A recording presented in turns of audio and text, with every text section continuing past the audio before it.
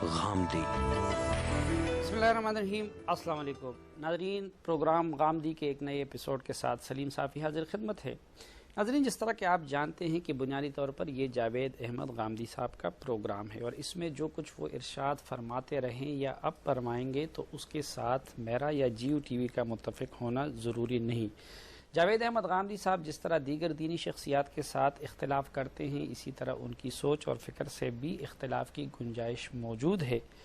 آج کے پروگرام میں ہم اقامت الدین کے حوالے سے ان کی فکر اور ان کی سوچ سے متعلق چند سوالات ان کے سامنے رکھیں گے اور اس حوالے سے ان کی رائے جاننے کی کوشش کریں گے۔ بہت شکریہ جاوید احمد غامدی صاحب۔ جیسے ہم نے دیکھا ہے کہ جتنی بھی باقی ہمارے ملک کے اندر یا بر صغیر میں دینی شخصیات ہیں، وہ سب کسی نے دینی جماعت بنائی ہوئی ہے، کسی نہ کسی دینی جماعت کے ساتھ وہ وابستہ ہیں اور غلبہ دین کے لیے وہ کوشش کر رہے ہیں۔ آپ عالم بھی ہیں، اسکالر بھی ہیں، لیکن ہم آپ کو اسی طرح کی کسی ایکٹیویٹی میں سرگرم آپ کو نہیں دیکھتے، تو کیوں آپ اپنے لیے دین کے غلبے کے لیے جدوجہد کو ضروری اور فرض نہیں سمجھتے؟ بہت سی شخصیات ہیں جنہوں نے اس طرح کبھی نہیں کیا، مثلا علامہ اقبال ہیں، شاہ ولی اللہ ہیں، بہت غیر معمولی شخصیات ہیں۔ اسی طرح دیوبند کے بہت سے اکابر تھے جن کی کوئی جماعت نہیں تھی، تنظیم نہیں تھی، اپنے طریقے پر کام کرتے رہے۔ اصل میں یہ جماعت بنانی چاہیے، تنظیم قائم کرنی چاہیے، یہ کوئی دینی فریضہ نہیں ہے یا دین کا کوئی حکم نہیں ہے۔ آپ کو کام کرنا ہے، دین کی دعوت پیش کرنی ہے، دین کا پیغام لوگوں تک پہنچانا ہے۔ آپ محسوس کرتے ہیں آپ یہ کام انفرادی طور پر بہتر طریقے سے کر سکتے ہیں۔ ہمارے ہاں دعوت میں جس شخصیت کو غیر معمولی اہمیت حاصل رہی ہے وہ امام ابن تیمیہ ہے۔ ان کی کوئی جماعت اور کوئی تنظیم نہیں تھی۔ ابن حزم نے اندلس میں ایک نئے نقطہ نظر کی بنیاد رکھی اور اس زمانے میں بڑے داعیانہ جذبے اور اذعان کے ساتھ کام کیا، کوئی جماعت نہیں تھی۔ ابن تیمیہ کے جلیل القدر شاگرد ہیں ابن قیم، بڑے جلیل القدر علماء میں سے ہیں، کوئی تنظیم یا جماعت انہوں نے قائم نہیں کی۔ تو جماعت اور تنظیم قائم کرنا کوئی دینی فریضہ نہیں ہے۔ بدقسمتی سے اس زمانے میں لوگوں نے اپنے نقطہ نظر میں مبالغہ پیدا کر کے بہت سی چیزوں کو فرض اور واجب بنا دیا۔ یہ ضرورت ہے نہیں، انہوں نے مبالغہ پیدا کیا ہے یا کہ آپ نے اپنی سہولت کے لیے اس فریضے سے مسلمانوں کو مبرہ کر دیا ہے؟ اگر ضروری نہیں ہے تو پھر حضور کی وہ حدیث جو ہے کہ جماعت کے بغیر دین نہیں اور امیر کے بغیر جماعت نہیں، اس کا کیا کریں گے؟ یہ اردو زبان میں جو لفظ جماعت آپ بولتے ہیں یا پارٹی کا لفظ بولتے ہیں، انگریزی زبان کا لفظ اردو کا لفظ بن گیا ہے۔ عربی زبان میں الجماعت اس معنی میں استعمال نہیں ہوتا۔ وہاں حدیث میں یہ بات کہی گئی ہے کہ جو مسلمانوں کا نظم اجتماعی ہے تمہیں ہر حال میں اس سے وابستہ رہنا ہے۔ مسلمان کوئی انارکسٹ گروہ نہیں ہے، ان کو اپنا نظم قائم کر کے رکھنا ہے، اس نظم کی کوئی عمارت بھی ہوگی۔ اس وجہ سے اگر آپ نے اسلامی زندگی بسر کرنی ہے تو ضروری ہے کہ آپ کا سیاسی نظم قائم ہو۔ اللہ کا بڑا شکر ہے پاکستان میں ہمارا سیاسی نظم قائم ہے، ہماری پارلیمنٹ ہے، ہمارے سربراہ مملکت ہیں، اور میں پاکستان کا ایک شہری ہوں، اس کے ساتھ وابستہ ہوں۔ اس کو عربی زبان میں الجماعت کہا جاتا ہے۔ یہ جو پارٹیاں قائم کی جاتی ہیں، جماعتیں قائم کی جاتی ہیں، حدیث میں ان کا کوئی ذکر نہیں ہے۔ یہ لوگوں نے بڑی غلط بات سمجھی ہے اور غلط بات بیان کی ہے۔ مسلمانوں کا سیاسی نظم جیسے ایران میں قائم ہے، جیسے سعودی عرب میں قائم ہے، جیسے پاکستان میں قائم ہے، اور دنیا میں اس وقت 55 سے زیادہ ممالک میں قائم ہے، یہ وہ چیز ہے جس کو کہا گیا ہے کہ جب مسلمانوں کا ایک اجتماعی نظم قائم ہو جائے تو اس سے وابستہ رہو۔ آپ کا مطلب یہ کہ یہ جو الجماعت ہے وہ اس موجودہ ریاستی نظام اس سے مراد لی جاتی ہے؟ جی یقیناً اس سے مراد وہی ہے۔ یہی وجہ ہے کہ جس وقت خانہ جنگی کا خاتمہ ہوا اور سیدنا امیر معاویہ کی حکومت مستحکم ہو گئی تو اس کو عام الجماع کہا گیا، یعنی مسلمان اب ایک نظم اجتماعی سے وابستہ ہو گئے ہیں، ان کا ایک نظم قائم ہو گیا ہے۔ پارٹیاں اور گروہ یہ تو کبھی بھی اس کا مصداق نہیں رہے، بلکہ لوگ حدیث بھی پوری نہیں سناتے۔ پوری روایت یہ ہے کہ رسالت میں آپ صلی اللہ علیہ وسلم نے فرمایا کہ جب مسلمانوں کا ایک اجتماعی نظم قائم ہو جائے کسی بھی جگہ، وہ ایک نظم بھی ہو سکتا ہے پوری دنیا میں، اور وہ 55 ممالک جس طرح اس وقت ہیں اس طرح بھی ہو سکتا ہے۔ تو جب مسلمانوں کو کوئی اجتماعی نظم قائم ہو جائے تو رسالت میں آپ صلی اللہ علیہ وسلم نے فرمایا کہ اس سے وابستہ رہو، اس سے الگ نہ ہو۔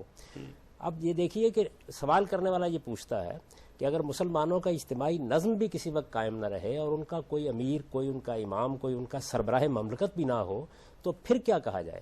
تو ہمارے ہاں تو لوگوں نے اس کا جواب یہ دیا ہے کہ پھر اپنی الگ الگ جماعتیں بنا لو۔ حضور صلی اللہ علیہ وسلم نے مسلم شریف کی حدیث میں اس کا جواب یہ دیا ہے کہ پھر ان تمام گروہوں سے الگ ہو کے بیٹھ جاؤ، کسی کے ساتھ بھی شریک نہ ہو۔ یعنی مسلمانوں کا اجتماعی نظم ہے جس کے ساتھ شامل ہونے کی ہم کو ہدایت کی گئی ہے، اور میں اس کے ساتھ شامل ہوں، اس کا ایک حصہ ہوں۔ یہ حدیث تو 1400-1500 سال پہلے حضور صلی اللہ علیہ وسلم نے ارشاد فرمائی۔ یہ جو موجودہ سرحدیں ہیں یہ تو ابھی 20ویں صدی میں یہی سرحدیں تشکیل پائی ہیں اور یہ حکومتیں اور یہ نظام بنے ہیں، تو یہ کیسے ہم کہہ سکتے ہیں کہ اس سے مراد جو تھا یہ پاکستان اور افغانستان اور یہ ریاستیں اس حدیث میں مراد؟ پاکستان اور افغانستان مراد نہیں ہے، مسلمانوں کا ایک اجتماعی نظم قائم ہوا رسالت مآب صلی اللہ علیہ وسلم کے بعد۔ آپ نے فرمایا اس کے ساتھ وابستہ رہو، اس کے بعد یہ آپ کو معلوم ہے کہ مسلمانوں کا یہ اجتماعی نظم 90-92 سال تک قائم رہا، پھر اس کے بعد 2 حصوں میں تقسیم ہو گیا، اندلس میں ایک الگ حکومت قائم ہو گئی اور عباسیوں کی ایک الگ حکومت قائم ہو گئی، پھر وہ دور بھی آیا جس میں بہت سی دوسری حکومتیں وجود میں آ گئیں۔ تو یہ عمل سیاسی طور پر ایک لمبے عرصے میں یہاں تک پہنچا ہے، مسلمان محکوم ہو گئے، اس کے بعد ان کی ساری ریاستیں ختم ہو گئیں، برطانیہ عظمیٰ کی، کہیں ہالینڈ کی، کہیں فرانس کی، کہیں کسی اور کی حکومت قائم ہو گئی، یہاں تک کہ جب دوسری جنگ عظیم کے بعد آزادی ملنا شروع ہوئی تو پھر نئی مملکتیں وجود میں آئیں۔ تو جو بات کہی گئی وہ اصول کی بات تھی کہ مسلمان انارکی میں زندگی بسر نہیں کریں گے۔ یہ جب خوارج نے مسلمانوں میں تبلیغ کرنا شروع کی کہ کسی شخص کو ان کا حکمران نہیں ہونا چاہیے، تو اس وقت ہمارے علماء نے، اس وقت کے جلیل نہیں، لیکن حضور نے جس الجماعت سے وابستہ ہونے کی تلقین کی تھی یا جس نظم اجتماعی سے، وہ تو زرداری اور کرزئی صاحب اور کنگ عبداللہ کی وہ جماعتیں نہیں تھی نا، وہ تو خلافت کی بنیاد پہ قائم ممالک اس سے مراد لیے جائیں گے نا، تو یہاں تو کسی جگہ بھی خلافت نہیں ہے۔ دلچسپ بات دیکھیے نا کہ میں نے ابھی آپ سے یہ ذکر کیا کہ خلافت راشدہ ختم ہو گئی، اس کے بعد ملوکیت قائم ہوئی، اس کی بنیاد پر جو نظم قائم ہوا صحابہ کرام نے اسے عام الجماع کہا۔ تو اس کا مطلب کیا تھا؟ اس کا مطلب یہ تھا کہ نظم اجتماعی ایک الگ چیز ہے، اس کا اچھا اور برا ہونا ایک بالکل الگ چیز ہے۔ نظم اجتماعی سے مراد زرداری صاحب کی حکومت نہیں ہوتی یا کرزئی صاحب کی حکومت نہیں ہوتی، اس سے مراد پاکستان کی ریاست ہے۔ پاکستان کی ریاست ایک مقدس حقیقت ہے، یہ مسلمانوں کا اجتماعی نظم ہے، یہ ایک آئین پر قائم ہوئی ہے۔ اسی طرح ہر حکومت کے بارے میں آپ کہہ سکتے ہیں اس میں حکمران کون ہے، یہ لوگ منتخب کریں گے، وہ اچھا بھی ہو سکتا ہے برا بھی ہو سکتا ہے۔ جب میں یہ کہتا ہوں کہ آپ کو جماعت سے وابستہ رہنا چاہیے تو رسالت مآب صلی اللہ علیہ وسلم کے ارشاد کا مطلب میں یہ آپ کو سمجھانا چاہتا ہوں کہ آپ کو پاکستان کے ساتھ پاکستان کے ایک شہری کی حیثیت سے وابستہ رہنا چاہیے۔ ریاست ایک الگ چیز ہے، حکومت ایک الگ چیز ہے۔ الجماع کا مصداق ریاست ہے، حکومت نہیں ہے، تو آپ ریاست کے وفادار بن کر رہے ہیں۔ ٹھیک ناظرین، ایک بریک کا وقت ہوا چاہتا ہے۔ جاوید احمد گاندھی صاحب فرماتے ہیں کہ حضور صلی اللہ علیہ وسلم کی حدیث میں جس الجماع کا ذکر کیا گیا ہے اس سے مراد موجودہ سیاسی یا مذہبی جماعتیں نہیں بلکہ مسلمانوں کا نظم اجتماعی ہے، اور وہ کہتے ہیں کہ اس تعریف پہ اس وقت ریاست پاکستان پورا اترتا ہے۔ ان سے پوچھیں گے کہ مسلمانوں کی ریاست اگر ظلم کی بنیاد پہ، رشوت کی بنیاد پہ، سفارش کی بنیاد پہ استوار ہو تو کیا پھر بھی وہ الجماع اور نظم اجتماعی ہے مسلمانوں کا، یا کہ نہیں اس سے مراد صرف خلافت ہے؟ یہ سوال ان کے سامنے رکھیں گے، لیکن ایک بریک کے بعد۔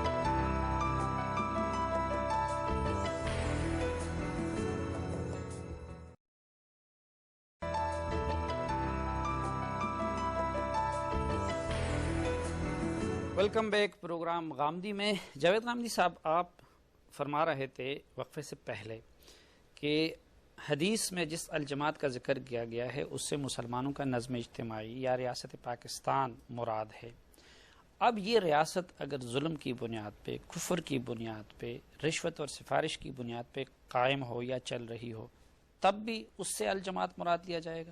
ریاست کبھی ظلم اور کرپشن کی بنیاد پر قائم نہیں ہوتی، ریاست تو بڑے اعلیٰ مقاصد کے لیے قائم کی جاتی ہے تاکہ لوگ ایک دوسرے کے مظالم سے نجات پائیں، ان کو ایک نظم میسر آئے، وہ اس کے تحت زندگی بسر کریں۔ اسی بنیاد پر یہ کہا گیا ہے کہ السلطان ذل اللہ، یعنی دنیا کے اندر جب اقتدار قائم ہوتا ہے تو یہ در حقیقت لوگوں کی حفاظت، ان کی تحفظ کا باعث بنتا ہے۔ حکومتیں کرپٹ ہوتی ہیں، تو اسی وجہ سے میں نے پچھلی دفعہ یہ عرض کیا تھا آپ کے سامنے کہ ریاست اور حکومت میں فرق کرنا چاہیے۔ ریاست مسلمانوں کا نظم اجتماعی ہے، اس ریاست کو چلانے کے لیے کچھ لوگوں کو ذمہ داری دی جاتی ہے، وہ حکومت بنتی ہے، یعنی اسٹیٹ اور گورنمنٹ کے فرق کو ملحوظ رکھنا چاہیے۔ الجماع اور السلطان یہ لفظ استعمال ہوتا ہے عربی زبان میں بھی اور حدیثوں میں بھی اسی مفہوم میں جس کو میں نے بیان کیا، یعنی اسٹیٹ، جس کو آپ آج کے زمانے میں ریاست کہتے ہیں۔ حکومت گورنمنٹ کے معنی میں ہے، اس کو عمارت کے لفظ سے تعبیر کیا جاتا ہے۔ تو گورنمنٹ بری یا بھلی ہو سکتی ہے، اس کے بارے میں ہم رائے قائم کر سکتے ہیں، اس کے خلاف ہم احتجاج بھی کر سکتے ہیں، رائے عامہ کو ہم بار بھی کر سکتے ہیں، اس کی غلطی بھی واضح کر سکتے ہیں، اور بعض حالات میں اگر وہ استبدادی اس حکومت کا ہو، کیا مطلب ہے السلطان ذل اللہ؟ اس کا مطلب یہ ہے کہ اقتدار خدا کا سایہ ہے، اگر اقتدار نہ ہو تو انارکی پیدا ہو جائے، اسی وجہ سے ساری دنیا میں حکومتیں قائم ہیں، اسی وجہ سے نظم قائم ہے، تو یہ خدا کا سایہ ہے، کیونکہ اس کے ذریعے سے حفاظت حاصل ہوتی ہے، اس کے ذریعے سے لوگوں کے جان و مال اور آبرو کو تحفظ حاصل ہوتا ہے، عدالتیں قائم ہوتی ہیں، نظم قائم ہوتا ہے۔ اقتدار کسی کی بھی ہو ہم اس کو ذل اللہ سمجھیں گے؟ اقتدار الگ چیز ہے اور کسی کا ہونا ایک الگ۔ اقتدار کا مطلب یہ ہے کہ انارکی نہیں رہی، لوگ بھیڑ بکریوں کی طرح الگ الگ نہیں پھر رہے، بلکہ ان کا ایک نظم، ایک گلہ قائم کر دیا گیا ہے، جیسے پاکستان کا نظم ہے، جس طرح کسی اور ملک کا نظم ہو سکتا ہے۔ اب اس میں حکومت قائم کرنی ہے، کسی کے ہاتھ پر آپ نے اقتدار منتقل کرنا ہے تاکہ وہ اس نظم کو چلائے۔ ان لوگوں کے بارے میں آپ کو حق حاصل ہے کہ آپ ان سے اختلاف کریں، ان سے اتفاق کریں، آپ ان کے خلاف بغاوت تک کر سکتے ہیں، یعنی اگر فرض کر لیجیے ایسی نوبت آ جائے کہ آپ یہ محسوس کریں کہ استبدادی حکومت قائم ہو گئی ہے اور وہ انحراف کر رہی ہے بنیادی اصولوں سے، تو آپ بغاوت تک کر سکتے ہیں، لیکن ریاست سے بغاوت نہیں کر سکتے۔ ریاست سے بغاوت یہ کہ ریاست کو توڑنے کی کوشش کی جائے، نظم کو بکھیر دینے کی کوشش کی جائے۔ پاکستان اور چیز ہے، اور اس میں زرداری صاحب کی، نواز شریف صاحب کی، فلاں اور فلاں کی حکومت بالکل اور چیز ہے۔ اس حکومت سے تو ہم اختلاف کرتے ہیں، ووٹ دیتے وقت کوئی زرداری صاحب کو ووٹ دے گا، کوئی نواز شریف صاحب کو ووٹ دے گا، کوئی قاضی حسین احمد صاحب کو ووٹ دے گا، اس موقع پر تو ہم اختلاف کرتے ہیں، لیکن ہم کبھی یہ ووٹ نہیں دیتے کہ مجھے ریاست پاکستان منظور نہیں ہے۔ تو یہ فرق سمجھنا چاہیے۔ الجماعت اور السلطان کا لفظ حدیثوں میں ریاست کے مفہوم میں استعمال ہوا ہے۔ تو موجودہ حکمرانوں میں کون سی وہ خوبی ہے یا ان کا کون سا عمل یا اقدام اسلامی اصولوں سے موافق ہے کہ ہم اس کے خلاف بغاوت نہ کریں؟ دیکھیے بات یہ ہے کہ آپ کو حق حاصل ہے کہ آپ تنقید کریں، غلطی کو واضح کریں، انتخابات ہوتے ہیں، آپ کو بغاوت کرنے کی کیا ضرورت ہے؟ بغاوت تو وہاں کی جاتی ہے جہاں استبدادی حکومت ہو، اس کو بدلنے کا کوئی طریقہ موجود نہ ہو۔ جب حکومت جمہوری اصولوں پر قائم ہے تو لوگوں نے اسے منتخب کیا ہے، لوگوں کی رائے آپ تبدیل کرنے میں کامیاب ہو جائیں گے، برے حکمران چلے جائیں گے، اچھے حکمران آ جائیں گے۔ لیکن اگر فوجی حکومت ہو تو اس کے فوجی خلاف حکومت تو ظاہر ہے استبدادی حکومت ہے، استبدادی حکومت کے خلاف بغاوت ہو سکتی ہے۔ میں نے تو اس پر لکھا بھی ہے اور بڑی وضاحت کے ساتھ لکھا ہے، میری کتاب برہان میں اس کے مباحث موجود ہیں کہ آپ کچھ شرائط اگر پوری ہو جائیں تو استبدادی حکومت کے خلاف بغاوت بھی کر سکتے ہیں، لیکن اس بغاوت کرنے کے لیے جو لوگ اٹھیں ان کو بھی تو عامت الناس کی تائید حاصل ہونی چاہیے، کسی گروہ کو یہ حق نہیں دیا جا سکتا۔ لیکن آپ نے تو پرویز مشرف کی اس پوری حکومت میں بھی کبھی نہ لوگوں کو خروج کی دعوت دی اور نہ خود اس کے لیے آگے بڑھے۔ دیکھیے میرا کام کیا ہے؟ میرا کام یہ ہے کہ میں یہ بتا دوں کہ دین کا حکم کیا ہے، وہ میں نے بتا دیا تھا۔ میں نے یہ بتا دیا تھا کہ جس شخص نے پاکستان کے دستور کو توڑا ہے اس نے بغاوت کا ارتکاب کیا ہے، اس نے کبیرہ گناہ کا ارتکاب کیا ہے، یہ بدترین جرم ہے جو کیا گیا ہے۔ اب اس کے بعد لوگوں کو اس مقصد کے لیے ابھارنا کہ وہ اٹھیں اور اٹھ کر جدوجہد کریں، یہ اہل سیاست کا کام ہے۔ میں بنیادی طور پر یہ رائے رکھتا ہوں، آپ نے اس سوال کی ابتدا بھی یہاں سے کی تھی کہ میں نے اس طرح کی تنظیمیں اور جماعتیں کیوں نہیں بنائی ہوئی۔ میرے نزدیک ہر شخص کا ایک دائرہ کار ہوتا ہے اور اسے اپنے دائرہ کار میں رہنا چاہیے۔ میرا کام یہ ہے کہ میں دینی معاملات میں تحقیق کروں، وہ میرا موضوع ہے۔ مذہب، فلسفہ، سیاست، تاریخ، اس طرح کی چیزوں کے بارے میں میرا کام یہ ہے کہ میں اپنی قوم کے فکر کو تبدیل کروں۔ دیکھیے میں اپنی موومنٹ یا اپنی تحریک کو جو نام دیتا ہوں وہ یہ ہے کہ یہ ریکنسٹرکشن آف مسلم تھاٹ ہے۔ دور جدید میں مسلمانوں کے مذہبی فکر کو ایک نئی تشکیل کی ضرورت ہے۔ اسی چیز کو پیش نظر رکھ کر علامہ اقبال نے اپنی کتاب کا نام رکھا تھا reconstruction of religious thought in Islam. نہیں، نئی تشکیل کی کیوں ضرورت ہے؟ اس لیے کہ مذہبی فکر ایک انسانی کام ہے۔ اللہ تعالیٰ نے جو دین بھیجا اس دین کو لوگوں نے سمجھا ہے، اس کو سمجھنے پر پھر کئی صدیاں گزر گئی ہیں، اس میں بہت سے نشیب و فراز آئے ہیں۔ نہیں، بہت نئی سی تشکیل چیزیں کا ایسی اختیار آپ کو کس نے دیا ہے؟ بہتر یعنی یہ نہیں ہوگا کہ آپ اس کو سلف کے اس کی طرف واپس لے جائیں، اور جن بنیادوں پہ حضور نے اور صحابہ کرام نے تشکیل دیا تھا، ہمارے اسلاف نے تشکیل دیا تھا، اسی لیے تو آپ پہ اعتراض ہوتا ہے کہ یہ نئی نئی باتیں نکال کے لوگوں کے سامنے پیش کرتا ہے۔ جی، ہمارے ہاں نئی تشکیل سے مراد یہی ہوتی ہے کہ بعد میں جو گرد و غبار پڑ گیا اس کو دور کر دیا جائے اور جو اصل دین پیش کیا گیا تھا اس کے لوگوں کو قریب لے جانے کی کوشش کی جائے۔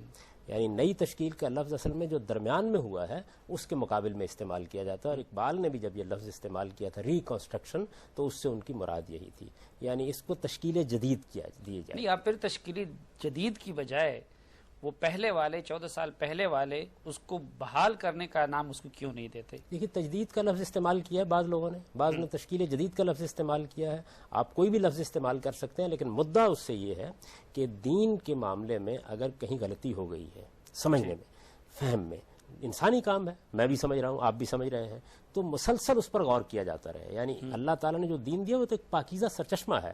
اب اس میں سے جو کچھ لوگوں نے حاصل کیا ہے اپنے فہم کے مطابق حاصل کیا ہے, اس میں جہاں جہاں کہیں گرد و غبار پڑ گیا اس کو دور کیا جائے, کوئی بدعت داخل ہو گئی ہے اسے دور کیا جائے, کوئی مشرکانہ عقیدہ آ گیا ہے اس کو دور کیا جائے, اسی طرح اگر تعبیر میں کہیں غلطی ہو گئی ہے تو اس کی تصحیح کی جائے. یہ عمل جاری رہنا چاہیے. اس کا یہ مطلب نہیں ہے کہ جو کچھ میں کہوں گا وہ آخری درجے میں درست ہوگا, نہیں, خود میرے کام پر آپ کو نظر ڈالنی ہے, آپ کے کام پر مجھے نظر ڈالنی ہے. تو میں نے اپنے آپ کو اس کام کے لیے مخصوص کر لیا ہوا ہے. لیکن اس کے لیے کوئی کوالیفیکیشن تو بھی ہونی چاہیے نا. آپ کو یہ اتھارٹی کس نے دی ہے؟ یعنی کیا آپ اس معیار پہ اترتے ہیں کہ آپ باقی جتنے علماء کرتے ہیں وہ تو ماضی کے ہمارے جتنے بھی جید علماء کرام ہیں, ہمارے امام ہیں, ان کی ہدایات اور ان کے بنائے ہوئے اصولوں کے مطابق کرتے ہیں. آپ نے اپنی ایک نئی دنیا بسا دی ہے. یہ آپ کو کیسے اندازہ ہوا کہ میں نے وہ نئی دنیا بسا دی ہے؟ میں بھی انہی اصولوں پر اطلاق کر کے اس کام کو کر رہا ہوں. ہمارے علماء نے بڑا غیر معمولی کام کیا ہے. علماء سے مراد کوئی آج ہی کے علماء نہیں ہوتے, 14 صدیوں کی تاریخ ہے. انہوں نے اس کے اصول مرتب کیے ہیں. مثال کے طور پر حدیثیں کیسے دیکھی جائیں گی, قرآن مجید کی تعبیر کیسے کی جائے گی, تفسیر کیسے کی جائے گی. وہی چیزیں ہیں, وہی اصول ہیں جن کو سامنے رکھ کر جو کچھ لوگوں نے کیا ہوتا ہے اس پر ایک نظر ڈالی جاتی ہے. باقی رہ گئی یہ بات کہ اتھارٹی کس نے دی ہے. دیکھیے, میں نے تو کوئی اتھارٹی کلیم نہیں کی. ایک طالب علم کی حیثیت سے میں اپنا کام پیش کرتا ہوں. آپ کو حق حاصل ہے, آپ اس کا جائزہ لیں, استدلال کی بنیاد پر کوئی بات آپ کو اچھی لگتی ہے قبول کریں. لیکن یہ دین عمل میں ہے. بڑی بڑی اتھارٹیز جو ہیں ان کو آپ چیلنج کرتے ہیں, تو اس کا مطلب یہ ہے پریکٹیکلی کہ آپ شاید اپنے آپ کو ان سے بڑی اتھارٹی سمجھتے ہیں. ہمارے دین میں محمد اور رسول اللہ صلی اللہ علیہ وسلم کے بعد کوئی اتھارٹی ہے ہی نہیں. سب دین کے خدام ہیں, دین کے طالب علم ہیں, اور طالب علمی کی حیثیت سے یہ پاپائیت تو مسیحیت میں تھی. ہمارے دین میں اس طرح کی کوئی چیز نہیں ہے. ہمارے ہاں تو دیکھیے جس طرح سے سائنس کے علماء پیدا ہوتے ہیں بالکل اسی طریقے سے دین کے علماء پیدا ہوتے ہیں. وہ اپنی بات دلیل کے ساتھ کہتے ہیں, طالب علم کی حیثیت سے اپنی بات پیش کرتے ہیں, دوسرا صاحب علم اس کی غلطی واضح کر دیتا ہے. یہ عمل جاری رہتا ہے. اس کے نتیجے میں حق نکھر کر سامنے آتا ہے. اختلافات ہوتے ہیں, ان اختلافات کے اندر سے نئی نئی حقیقتیں نمودار ہوتی ہیں. بہت سے ایسے پہلو جو پہلے چھپے رہتے ہیں وہ لوگوں کے سامنے آ جاتے ہیں. یہ ایک مسلسل عمل ہے. ہمارے یہاں کسی کو اتھارٹی حاصل نہیں ہے دین پر کلام کرنے کی. طالب علم جو بھی اپنے اندر صلاحیت پیدا کر لے وہ یہ کام کرے گا. اگر اس کی بات آپ کے نزدیک صحیح نہیں ہے تو آپ اس کی تردید کر دیں گے, جس طرح دوسرے علوم میں ہوتا ہے. تو میرے نزدیک یہی خدمت ہے جو علماء ہمیشہ انجام دیتے رہے. میں بھی ایک طالب علم کی حیثیت سے یہی خدمت انجام دیتا ہوں. میرے نزدیک ہماری امت کی تاریخ میں کبھی کسی نے اس طرح کی کسی اتھارٹی کا اپنے لیے مطالبہ نہیں کیا, اور یہ اتھارٹی کسی کو دی بھی نہیں جا سکتی. یہ اتھارٹی آخری درجے میں جس ہستی کو حاصل تھی وہ رسالت بآب صلی اللہ علیہ وسلم کی ہستی تھی.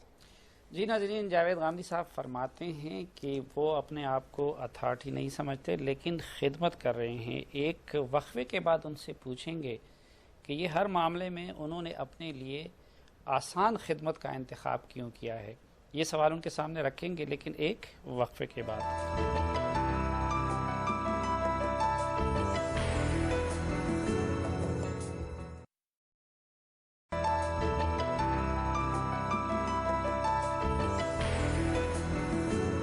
ایک بار پھر آپ کو خوش آمدید کہتے ہیں پروگرام غامدی میں.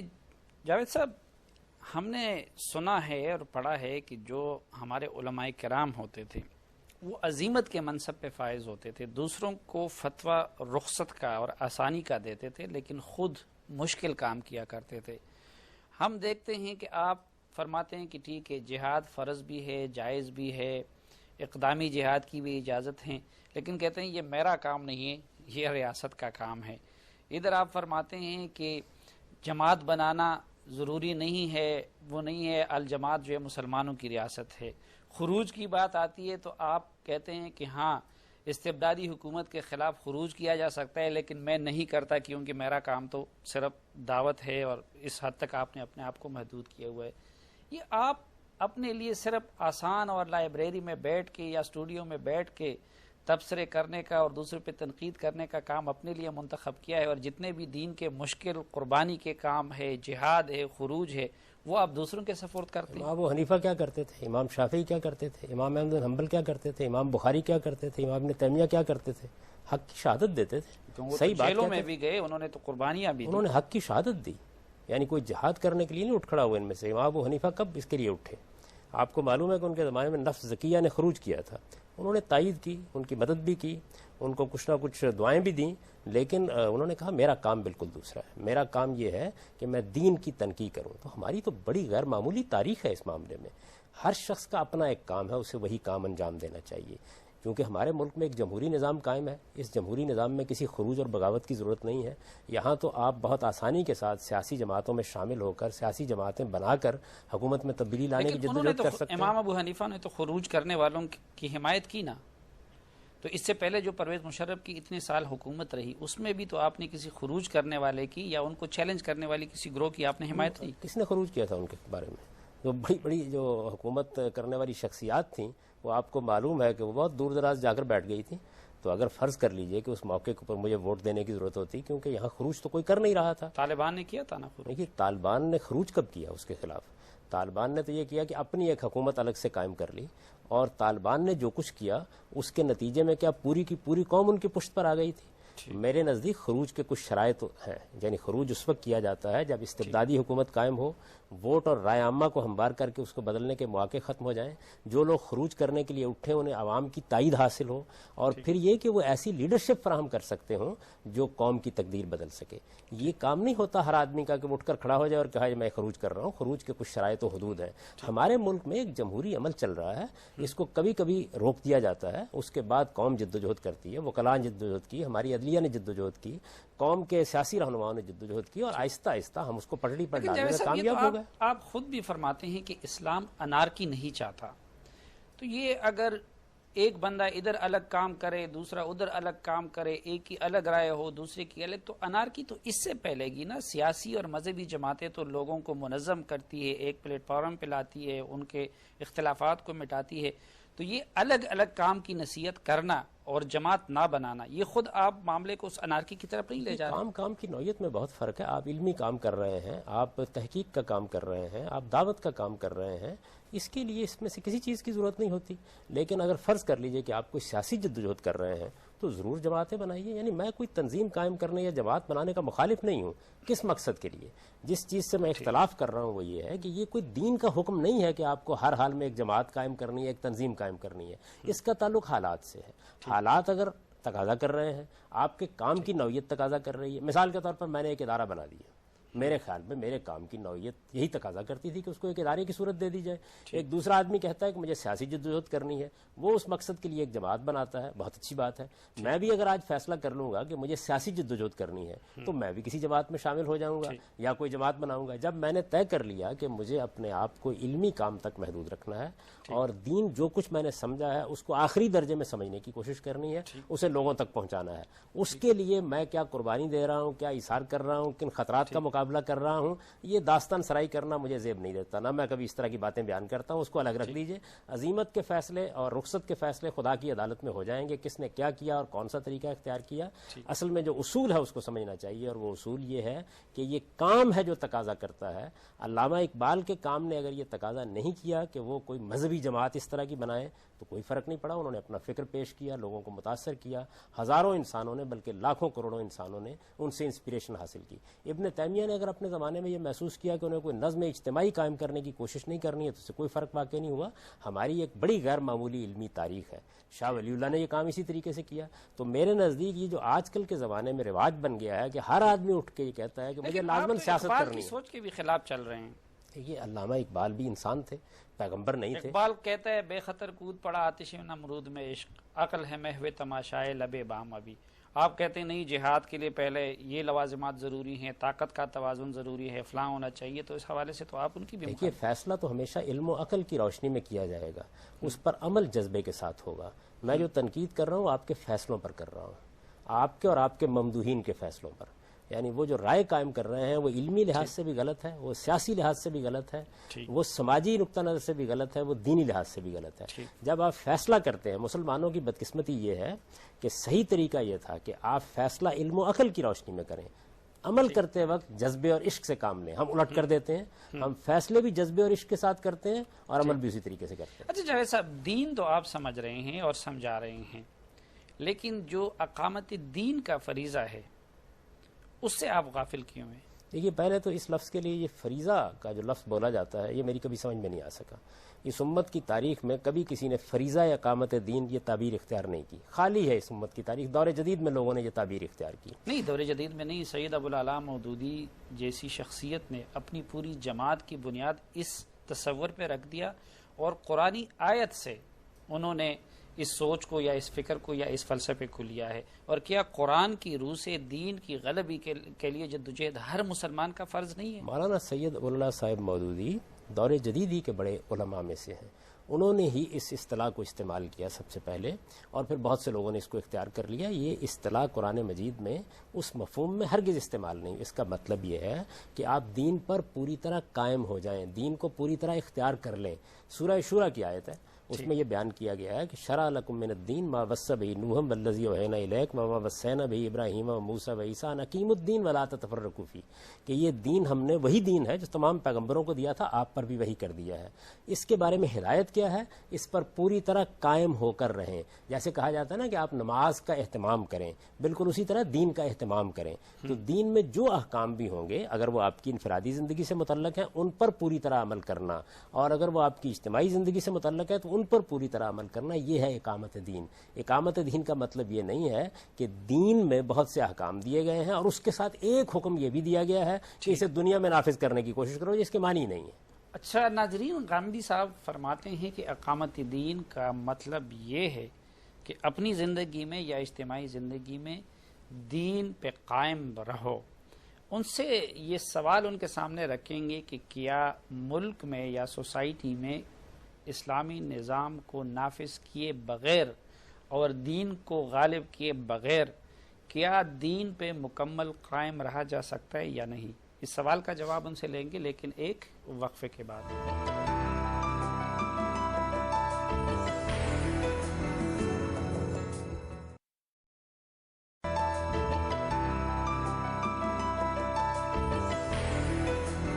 ویلکم بیک ناظرین، میرے ساتھ تشریف رکھتے ہیں جاوید احمد غامدی صاحب.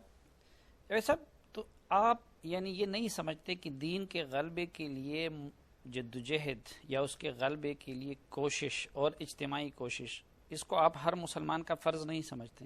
میں اس لفظی کو پسند نہیں کرتا. میرے نزدیک میری جو دینی ذمہ داریاں ہیں وہ مجھ پر بالکل واضح ہیں، اور قرآن نے واضح کر دی ہیں، پیغمبر نے بھی واضح کر دی ہیں. مجھے دین کے حقائق کو ماننا ہے، مجھے ان پر عمل پیرا ہونا ہے، مجھے لوگوں کو اس کی دعوت دینی ہے. یہ میرا بنیادی فرض ہے. اگر دین کی خدمت کا کوئی کام ہو رہا ہے تو اس کی نصرت کرنی ہے، اس کی مدد کرنی ہے. یہ تعبیر جو آپ اختیار کر رہے ہیں، یہ تعبیر دین کے کانٹینٹ میں کہیں ہے ہی نہیں ہے، سرے سے اختیار ہی نہیں کی گئی. تو میں دعوت کا کام کروں گا، اس دعوت کے کچھ نتائج نکل سکتے ہیں. مثال کے طور پر اس کا یہ نتیجہ بھی نکل سکتا ہے کہ لوگوں کی ایک بڑی تعداد دین پر عمل پیرا ہو جائے، ارباب حل و عقد دین پر عمل پیرا ہو جائے، مسلمانوں کا نظم اجتماعی دین پر عمل پیرا ہو جائے. تو اس سے ظاہر بات ہے کہ دین کا، شریعت کا غلبہ قائم ہو جائے گا. یہ اصل میں نتیجہ ہے جو نکل سکتا ہے. لیکن میری ذمہ داری کیا ہے، آپ کی ذمہ داری کیا ہے؟ وہ یہ کہ ہم دین پر عمل کریں اور لوگوں کو اس کی دعوت دیں. نہیں، صرف دعوت کیا کافی ہوگا؟ اگر ملک میں اسلامی نظام نافذ نہ ہو، ہمارا پورا سسٹم اس پہ استوار نہ ہو، تو جو آپ بتا رہے ہیں، تو کیا میں دین پہ قائم رہ سکتا ہوں؟ کیوں نہیں قائم رہ سکتے؟ انبیاء علیہ السلام اسی حالت میں قائم رہے ہیں. بنی اسرائیل کے بے شمار انبیاء ہیں جنہوں نے اسیری میں جن کو نبوت دی گئی، کیا وہ دین کے تقاضے پورے نہیں کر سکے؟ آپ پر جو دین کا حکم ہے، دین کے تقاضوں کی نوعیت کیا ہے؟ ان کی نوعیت یہ ہے کہ آپ تندرست ہیں تو نماز پڑھیں گے، آپ بیمار ہو گئے تو لیٹ جائیں گے، اس حالت میں نماز پڑھ لیں گے. آپ کے پاس مال ہے تو زکوٰۃ دیں گے، مال نہیں ہے تو آپ زکوٰۃ نہیں دیں گے. اسی طریقے سے کسی معاشرے کے اندر دین کا پیغام پھیلے گا، دین کی دعوت لوگوں تک پہنچے گی. دین میں بہت سے احکام ایسے بھی ہیں جو آپ کی اجتماعی زندگی سے متعلق دیے گئے ہیں. اگر لوگوں کو، ارباب حل و عقد کو ان پر اطمینان ہو جائے گا تو اس کے بعد وہ بھی نافذ ہو جائیں گے. نہیں، میرے نزدیک میں بینک سے معاملہ کرتا ہوں، وہ سارا سسٹم سود پہ استوار ہے، میرے چاروں طرف بے حیائی ہے، فحاشی ہے، اس سب کچھ کے ہوتے ہوئے میں کیسے اپنے دین پہ مکمل طور پہ قائم رہ سکتا ہوں؟ آپ کے دین پہ مکمل طور پر عمل کرنے کے لیے اتنا کافی ہے کہ جو حالات آپ کو میسر ہیں ان میں آپ خدا کی ہدایت پر عمل پیرا ہوں، اور جن چیزوں کو آپ غلط سمجھتے ہیں ان کی غلطی لوگوں پر واضح کریں، استدلال کے ساتھ واضح کریں، اپنے گرد و پیش کے ماحول میں لوگوں کو نصیحت کریں. جب لوگوں کے دل و دماغ بدلیں گے، یعنی آپ جب غلبہ دین کی بات کریں، اس کا مطلب کیا ہے؟ لوگوں نے جو کچھ کرنا ہے. میں ایک سوال پوچھنا چاہتا ہوں آپ سے، آپ ایک جمہوری حکومت کے قائل ہیں یا شخصی حکومت کے قائل ہیں؟ یعنی پاکستان میں کیا چاہتے ہیں؟ پاکستان میں کسی خاص گروہ کو، کسی خاندان کو، کسی طبقے کو حکومت سونپ دی جائے، بہادر شاہ ظفر کی اولاد کہیں سے تلاش کی جائے اور اس کو حکومت سونپ دی جائے، یا عوام نے فیصلہ کرنا ہے کہ حکومت اور اقتدار کس کے پاس ہوگا، قانون کیا بنے گا، پارلیمنٹ کیا کرے گی؟ یہ فیصلہ کس نے کرنا ہے؟ کس چیز کے قائل ہے؟ میں یہ جانتا ہوں کہ جس فکر کی آپ نمائندگی کر رہے ہیں اس میں زیادہ تر لوگ اس کے قائل ہی نہیں ہیں کہ یہ فیصلہ کرنے کا عوام کو حق ہے. میں پوری شدت کے ساتھ یہ کہتا ہوں کہ اللہ تعالیٰ نے یہ حق مسلمان عوام کو دیا ہے. مسلمان عوام میں تبدیلی آئے گی, وہ دین سے وابستہ ہوں گے, ان کے ارباب حق بدلیں گے. اس وقت پاکستان میں کفار کی حکومت کے اور نظام کے اور حکمرانوں کے درست ہوئے بغیر اور ان کے ٹھیک ہوئے بغیر عام آدمی کیسے ٹھیک ہو سکتا ہے؟ آپ نظام کو ٹھیک کریں گے تو اس کے نتیجے میں نیچے وہ منتقلی ہوگی. نظام کون ٹھیک کرے گا؟ حکمران. ہاں, ارباب حل و عقد. ارباب حل و عقد کیسے ٹھیک ہوں گے؟ جب ان کا دینی فکر تبدیل ہوگا. اس دینی فکر کو تبدیل کرنے کی جدوجہد کیسے کرنی چاہیے؟ دعوت کے ذریعے سے, استدلال کے ذریعے سے. یہی صحیح لائے عمل ہے. یعنی اصل میں آپ یہ کہہ رہے ہیں کہ نہیں, یہ تو کفار ہیں غالباً جو اس وقت حکومت کر رہے ہیں, ان کو کہیں آپ بحیرہ عرب میں پھینک دیں گے, نظم آپ کے ہاتھ میں آنا چاہیے. کیوں نہیں, کفار نہیں, لیکن مولانا مودودی اور اس طرح کی دیگر جو دینی شخصیات ہیں وہ یہ کہتی ہیں کہ یہ ہر مسلمان کا فرض بنتا ہے کہ وہ اقتدار ان لوگوں سے چین کے صالحین کے ہاتھ میں دے دے. تو صالحین کے ہاتھ میں اقتدار کے آئے بغیر کیا دین پہ پوری طرح عمل ہو سکتا ہے؟ پھر ان سے پوچھ کر مجھے یہ بتا دیجئے کہ یہ قرآن کی کس آیت میں لکھا ہوا ہے؟ قرآن مجید نے جو ذمہ داری مجھ پر ڈالی اور خدا کے پیغمبر نے, وہ تو حکمرانوں کو دعوت دینے کی ذمہ داری ہے. اسی مقصد کے لیے سیدنا موسیٰ علیہ السلام کو فرعون کے پاس بھیجا گیا. رسالت میں آپ صلی اللہ علیہ وسلم یہی کام کیا. دین میں تو یہ طریقہ نہیں بتایا گیا کہ ہر آدمی اٹھ کھڑا ہو اور وہ صالحین کے حوالے اقتدار. صالحین کون ہوتے ہیں اس کا فیصلہ کون کرے گا؟ یہ فیصلہ بھی عوام کو کرنا ہے. یعنی میں چھین کر کس طرح حوالے کر دوں صالحین. یہ جو ہے کہ هو الذی ارسل رسولہ بالہدی ودین الحق لیظہرہ علی الدین کلہ, یہ تو میں عرض کر چکا ہوں اس سے پہلے کہ تو یہ خدائی سنت کا ظہور تھا. خدا نے یہ کام کیا. یہ کام آخری مرتبہ رسالت میں آپ صلی اللہ علیہ وسلم کے ذریعے سے ہو چکا. اس کے بعد اب آپ کو کیا کرنا ہے؟ آپ مسلمان عوام کے دل و دماغ کو بدلیں گے. آپ ان کے استدلال کے ساتھ ان کو دین سمجھائیں گے. اس کے نتیجے میں جتنے لوگ مسلمان ہوں گے اس کے بقدر اسلام کا ظہور بھی ہو جائے گا, شریعت کا ظہور بھی ہو جائے گا.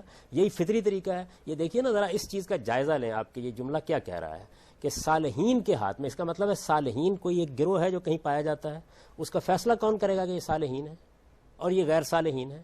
مسلمان عوام کو فیصلہ کرنا ہے کہ کون ان پر حکومت کرے. تو مسلمان عوام کے دل و دماغ تبدیل نہیں ہوئے.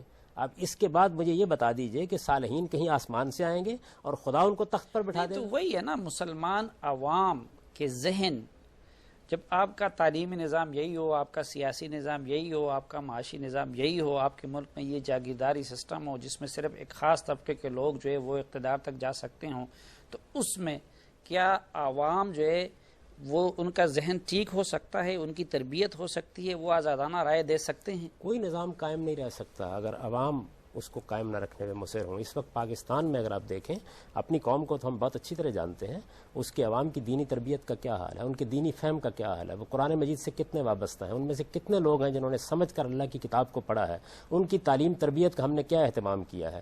جب آپ یہ کریں گے تو یہ نظام قائم نہیں رہے گا. آپ یہ دیکھیے کہ مغرب میں تبدیلی آئی, استبدادی نظام ختم ہوئے, جمہوری نظام قائم ہوئے. ابھی آپ کے ملک میں یہ ہوا کہ چیف جسٹس کے معاملے میں ایک قاعدے کی خلاف ورزی کی گئی, پوری قوم نے اس کے خلاف احتجاج کیا. جب آپ پوری قوم کو تیار کر دیتے ہیں تو پھر کوئی غلط چیز قائم نہیں رہتی. اور اگر یہ بات آپ کی مان لو تھوڑی دیر کے لیے کہ یہ ساری غلط چیزیں جتنی ہیں یہ پہلے ٹھیک ہو جائیں, تو معاف کیجیے گا پھر مجھے اور آپ کو کیا کرنا ہے؟ اچھا چلو, ٹھیک کرنا کس نے ہے, کیسے ٹھیک ہوگا, اس پہ تو دو رائیں ہو سکتی ہے. یہ تو آپ بھی مانتے ہیں نا کہ اس وقت ہمارے ملک میں جو سسٹم ہے وہ شرعی اصولوں کے مطابق نہیں ہے. وہ تو عام اخلاقی اصولوں کے مطابق بھی نہیں ہے. سماجی اور عمرانی اصول, شرعی اصول تو بہت بلند تر چیز ہیں, تو ان کے مطابق بھی نہیں ہے. ہم سب اس پر کڑتے بھی ہیں, رنجیدہ خاطر بھی ہوتے ہیں, اور اس کو درست کرنے کے لیے اپنی جدوجہد بھی کرتے ہیں. اور یہ بھی آپ مانتے ہیں نا کہ اس ملک کو اسلام کے نام پہ اسلامی نظام کے لیے بنایا گیا تھا. میں اس سے آگے بڑھ کے کہتا ہوں, یہ اسلام کے لیے نہ بنا ہوتا میں تب بھی یہی جدوجہد کرتا. اس لیے کہ دنیا میں اس وقت باقی 55 ممالک اسلام کے نام پر تو نہیں بنے, کیا وہاں مجھے یہ جدوجہد کا حق نہیں؟ جاوید احمد غامدی صاحب بھی یہ بات مانتے ہیں کہ ہمارے ملک میں موجودہ جو سسٹم ہے وہ شرعی اور دینی اصولوں پہ استوار نہیں ہے, اس میں خامیاں ہیں. وہ یہ بھی مانتے ہیں کہ پاکستان اسلام کے نام پہ اسلام کے لیے بنا تھا, بلکہ وہ تو یہ بھی کہہ رہے ہیں کہ اگر اسلام کے نام پہ نہ بنا ہوتا تب بھی میں یہ کہتا کہ اس میں اسلامی نظام ہونا چاہیے. اب سوال یہ ہے کہ وہ اسلامی نظام اس ملک میں کیسے قائم ہو, اس ملک میں شریعت کیسے بالا دست ہو. اس حوالے سے جاوید احمد غامدی صاحب کیا لائحہ عمل تجویز کرتے ہیں، اس پہ ان کے ساتھ تفصیلی بات ہوگی ہمارے اگلے پروگرام میں۔ آج کے لیے اتنا ہی کافی ہے۔ جاوید احمد غامدی صاحب کے ایک بار پھر شکریہ کے ساتھ اور اس دعا کے ساتھ کہ آپ جہاں بھی رہیں خوش رہیں، آج کے پروگرام سے اجازت چاہتا ہوں۔ اللہ حافظ۔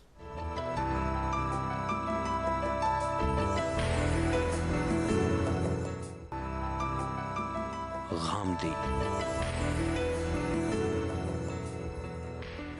بسم اللہ الرحمن الرحیم۔ السلام علیکم۔ آپ سب کے لیے نیک تمناؤں کے ساتھ پروگرام غامدی لے کر سلیم صافی حاضر خدمت ہے۔ ناظرین، میرے ساتھ تشریف رکھتے ہیں اس پروگرام کے میزبان اور مہمان جاوید احمد غامدی صاحب۔ بہت شکریہ غامدی صاحب۔ پچھلے پروگرام میں آپ نے اس حوالے سے اتفاق کیا تھا میرے ساتھ کہ پاکستان اسلامی نظام کے لیے بنا تھا، اور آپ نے تو یہ بھی فرمایا تھا کہ اگر اسلام کے نام پہ نہ بھی بنتا تب بھی میں یہ کہتا کہ یہاں پہ شرعی نظام ہونا چاہیے۔ اب سوال یہ ہے کہ اس ملک میں شریعت کیسے غالب ہو، شرعی نظام کیسے آئے، کیا طریقہ ہے اس کا؟ پاکستان کس لیے بنا تھا، اس کے بنانے کے مقاصد کیا تھے، کس لیے جدوجہد کی گئی، میں نے اس پر کوئی تبصرہ نہیں کیا تھا۔ میں نے یہ عرض کیا تھا کہ یہ میرے کنسرن کی چیز نہیں ہے۔ میرے نزدیک یہ ملک جس نام پر بھی بنا ہو، جس کے لیے بھی بنا ہو، نہ بنا ہو، دنیا میں جب انسان موجود ہیں تو میں چونکہ اس بات کو مانتا ہوں کہ اسلام آخری درجے میں حق ہے، خدا کے آخری پیغمبر کی تعلیم ہے، میں اسے دنیا کے سامنے پیش کروں گا۔ میں تو امریکہ میں پیدا ہوتا تو وہاں بھی یہی دعوت دیتا۔ اس کے بعد قوم میری بات مانتی ہے یا نہیں مانتی، اس کا فیصلہ قوم کو کرنا ہے۔ تو جہاں تک شریعت کا یا اسلامی نظام کا یا اس طرح کی تعبیرات کا تعلق ہے، میں اس کو اپنے اسلوب میں پیش کرتا ہوں۔ میرا بہت سادہ نقطہ نظر ہے۔ میرا نقطہ نظر یہ ہے کہ جب آپ یہ کہتے ہیں میں اسلامی نظام قائم کرنے کے لیے اٹھا ہوں، میں شریعت نافذ کرنے کے لیے اٹھا ہوں، تو معلوم یہ ہوتا ہے کہ یہ کوئی آپ کی خصوصی ذمہ داری ہے جس کو آپ نے انجام دینا ہے، اس کا قوم سے کوئی تعلق نہیں ہے۔ پاکستان میں حکومت کس کے پاس ہے؟ پاکستان میں حکومت جمہوری اصولوں کے مطابق پاکستان کے عوام کے پاس ہے۔ پاکستان کے عوام کی مرضی اور رضامندی سے ایک آئین بنایا گیا ہے۔ اس آئین میں بہت سی چیزوں کو تسلیم کر لیا گیا ہے۔ بہت سی چیزوں سے میں اور آپ اختلاف بھی کر سکتے ہیں، لیکن بہت سی چیزیں ایسی ہیں جن پر اتفاق ہے پوری مسلمان امت کا، پاکستان کے عوام کا بھی اتفاق ہے۔ ان میں ایک یہ بات بھی موجود ہے کہ قرآن و سنت ہی یہاں قانون کا حقیقی ماخذ ہے۔ قرآن و سنت قانون کا حقیقی ماخذ ہے، یہ مانتا ہے آدمی تو مسلمان ہوتا ہے۔ جب مسلمان ہونے کی حیثیت سے میں اپنی انفرادی زندگی میں اس بات کا پابند ہوں کہ میں قرآن و سنت کے احکام کے سامنے سر تسلیم خم کر دوں، تو میں پارلیمنٹ میں اگر بیٹھا ہوں تو وہاں بھی میری ذمہ داری یہی ہے۔ تو میرے نزدیک اس کے لیے الگ سے کوئی جدوجہد کرنے کی ضرورت نہیں ہے۔ آپ دعوت کا کام کریں، آپ لوگوں کے دل و دماغ کو بدلیں، ان کی تعلیم و تربیت کا اہتمام کریں۔ جتنے بڑے پیمانے پر یہ اہتمام ہوگا اس کے لحاظ سے آپ کی اجتماعی زندگی میں اس کا ظہور ہوگا۔ میں جتنا مسلمان ہوتا ہوں اسی کے لحاظ سے میری آئلی زندگی میں اس کا ظہور ہوتا ہے، میری معاشی زندگی میں اس کا ظہور ہوتا ہے۔ اگر میرے دل و دماغ میں ایمان نہیں ہے، میں آخرت کی جواب دہی کا احساس نہیں رکھتا، تو آپ کے میرے اوپر کوئی چیز مسلط کر دینے کے نتیجے میں میں بازار میں بیٹھ کر لوگوں کو سچائی کے ساتھ صحیح تول کر دینا شروع کر دوں گا۔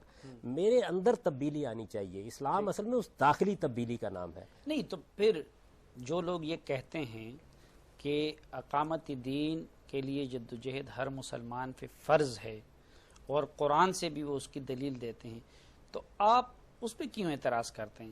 اس لیے کہ وہ اقامت دین کے معنی بھی غلط بیان کرتے ہیں۔ دیکھیے، میں نے تو بہت سی تعبیرات کے بارے میں آپ کو یہ بتایا کہ الجماعت کا مفہوم بالکل اس زمانے میں غلط بیان کیا گیا، اقامت دین کے معنی بالکل غلط بیان کیے گئے۔ اقامت دین کا مطلب ہے دین پر پوری طرح عمل پیرا ہونا۔ یہ میرا بھی فرض ہے، یہ ارباب حل وقت کا بھی فرض ہے، یہ مسلمانوں کے اجتماعی نظام کا بھی فرض ہے۔ میرا کام کیا ہے؟ میں اس کی طرف لوگوں کو توجہ دلاؤں۔ میرے نزدیک سوسائٹی سے، مذہبی نقطہ نظر سے ہمارا تعلق جس لفظ سے قائم ہوتا ہے وہ دعوت ہے۔ یعنی خدا کا دین جتنا مجھے معلوم ہے، جتنا حق کو میں نے پایا ہے، میں اسے آپ تک پہنچاؤں، اپنے گرد و پیش کے لوگوں کو بتاؤں، اپنے معاشرے تک پہنچاؤں اپنی صلاحیت کے مطابق۔ اگر مجھے اللہ نے دین کا علم دیا ہے تو دین کا علم دینے کے بعد بھی میری ذمہ داری اور میری جورسڈکشن نہیں تو یہی بات تو وہ لوگ بھی کر رہے ہیں، صرف ٹرمینالوجیز کی فرق ہے، آپ اس کے لیے دعوت کا لفظ استعمال واقع ہو جاتا ہے۔ یعنی دیکھیے، بات یہ ہے کہ ٹرمینالوجی کوئی معمولی چیز ہوتی ہے۔ آپ نماز کو پوجا پاٹ کہہ دیں گے تو اس سے تصورات کا فرق واقع ہوگا. یعنی میں یہ آپ سے عرض کر رہا ہوں کہ دعوت مجھے کیا کہتی ہے. دعوت مجھے یہ کہتی ہے, میں یہ عرض کر رہا تھا اس سے پہلے بھی, کہ علماء کے بارے میں بھی قرآن نے لفظ انذار استعمال کیا ہے. یعنی جن شخص کو اللہ نے دین کا کچھ علم دیا ہے اس کی ذمہ داری کیا ہے. اس کے لیے کوئی اس طرح کے الفاظ استعمال نہیں کیے جو آج کل استعمال کیے جاتے ہیں.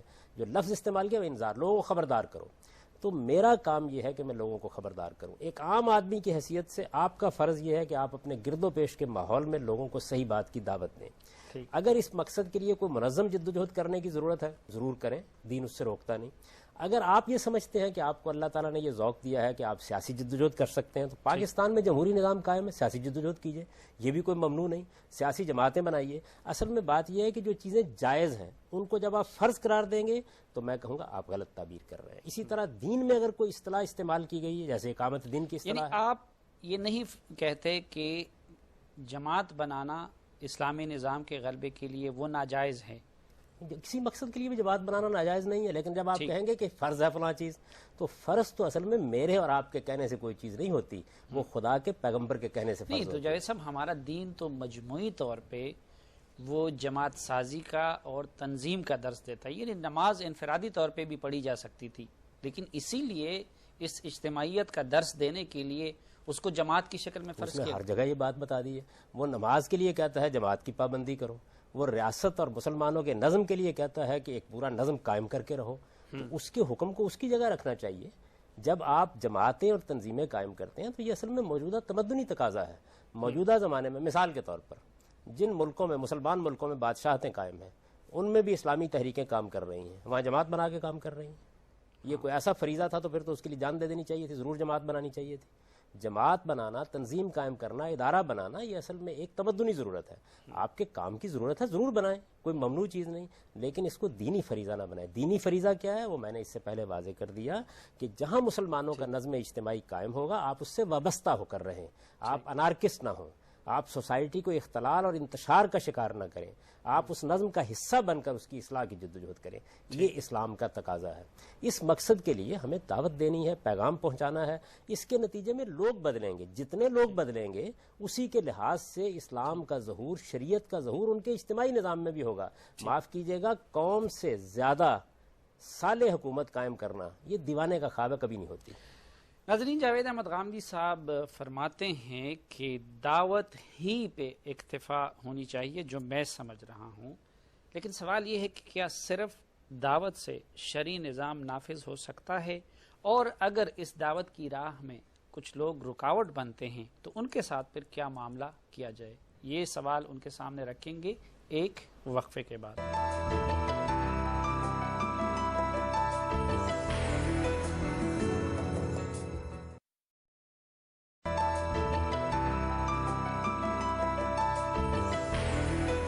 ایک بار پھر خوش آمدید کہتے ہیں آپ کو پروگرام غامدی میں. جاوید صاحب, یہ وقفے سے پہلے جو آپ دعوت کی بات کر رہے تھے کہ ہمیں اپنی ذمہ داری کو دعوت تک محدود رکھنی چاہیے, اب سوال یہ ہے کہ اس دعوت کی راہ میں یا شریعت کے نفاذ کی راہ میں کچھ طاقتیں, کچھ لوگ جب رکاوٹ بنتے ہیں تو پھر ان کو مٹانا یا ان قوتوں کو کمزور کرنا وہ ہمارا فرض نہیں بن جاتا, اور اس کے خلاف اقدام کیا کسی جماعت یا گروہ کے بغیر کیا جا سکتا ہے؟ میں پہلے ایک چیز کی تصحیح کر دوں. دیکھیے, دینی ذمہ داری میری دعوت پر ختم ہو جاتی ہے. اب رہ گئی یہ بات کہ مجھے اس سے آگے بڑھ کر کوئی اقدام کرنا ہے, وہ جائز بھی ہو سکتا ہے, ناجائز بھی ہو سکتا ہے.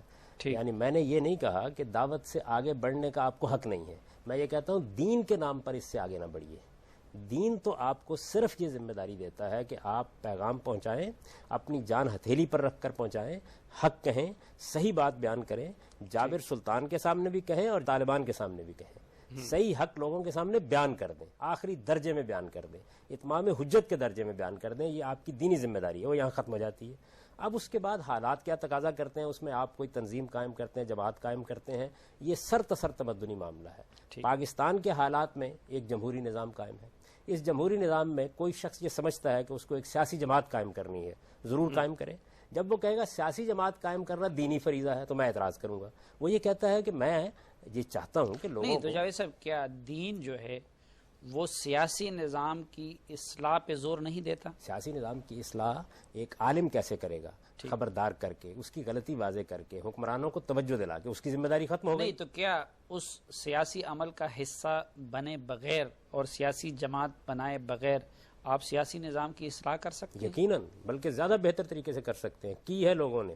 آپ یہ دیکھیے، مجدد الفسانی کو دیکھ لیجئے، بیان کیا جاتا ہے نا، انہوں نے کوئی جماعت اور کوئی تنظیم قائم کی تھی، انہوں نے دعوت پیش کی، اس کے اثرات ہوئے۔ آپ اسلام کو کیا سمجھتے ہیں؟ یعنی اسلام کوئی عصا بردار قوت ہے؟ اسلام کے پاس بڑا غیر معمولی استدلال ہے۔ سوال یہ ہے کہ جب وہ استدلال سامنے آئے گا، وہ دلوں کو اپیل کرے گا، وہ ان کے اندر اترے گا۔ یہ ارباب حل وقت جو آپ کے بیٹھے ہوئے ہیں، جو آپ کا نظم چلا رہے ہیں، یہ پتھر کے بت ہیں، یہ بھی انسان ہیں۔ ان انسانوں کو اندر سے بدلیے، ان کے فکر کو بدلیے۔ نہیں تو پھر اس سے پہلے جتنے بھی ہمارے جید علماء کرام گزرے ہیں، جنہیں دینی شخصیات گزری ہیں، ان سب نے پھر خود سیاست میں کیوں حصہ لیا؟ کس نے لیا ہے؟ میں نے تو ایک پوری فہرست گنوا دی تھی آپ کو۔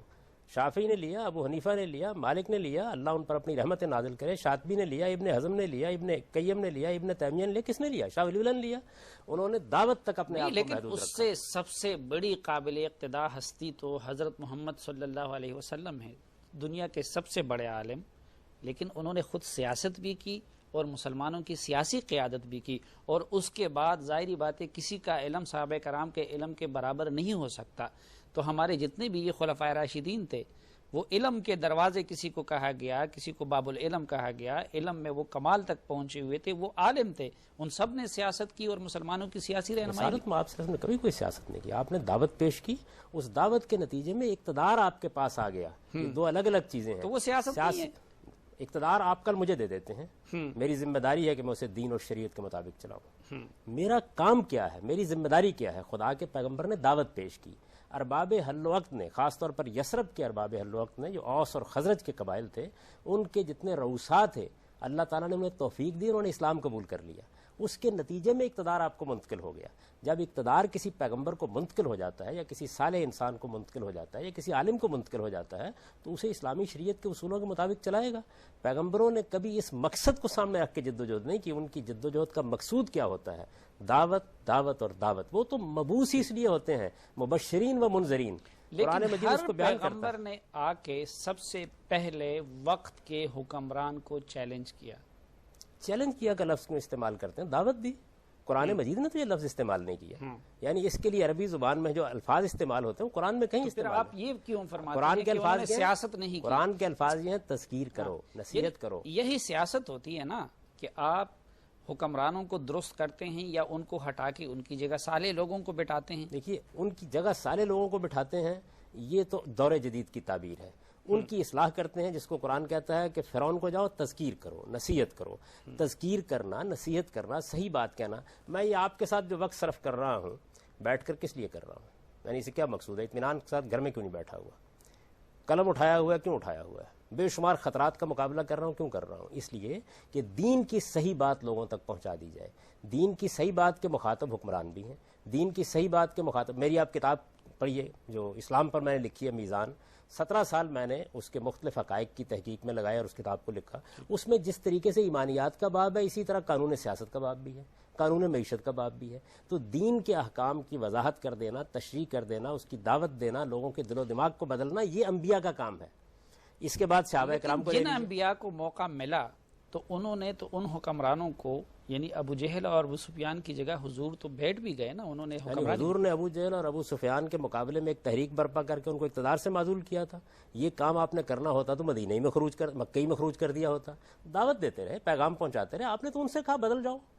لیکن جس وقت وہ لوگ تبدیل ہو گئے جن کے ہاتھ میں اقتدار تھا، تو آپ سے آپ خدا کے پیغمبر کے ہاتھ میں زمام کار آ گئی۔ لیکن وہ نہیں بدلتے، وہ تبدیل نہیں ہوتے، تو پھر تو آپ ان کو ہٹاتے ہیں نا۔ وہ نہیں تبدیل ہوئے جہاں پہ، وہاں پیغمبر دعوت دیتے ہوئے دنیا سے رخصت ہو گئے۔ ان کی پوری تاریخ بھی پڑھیے۔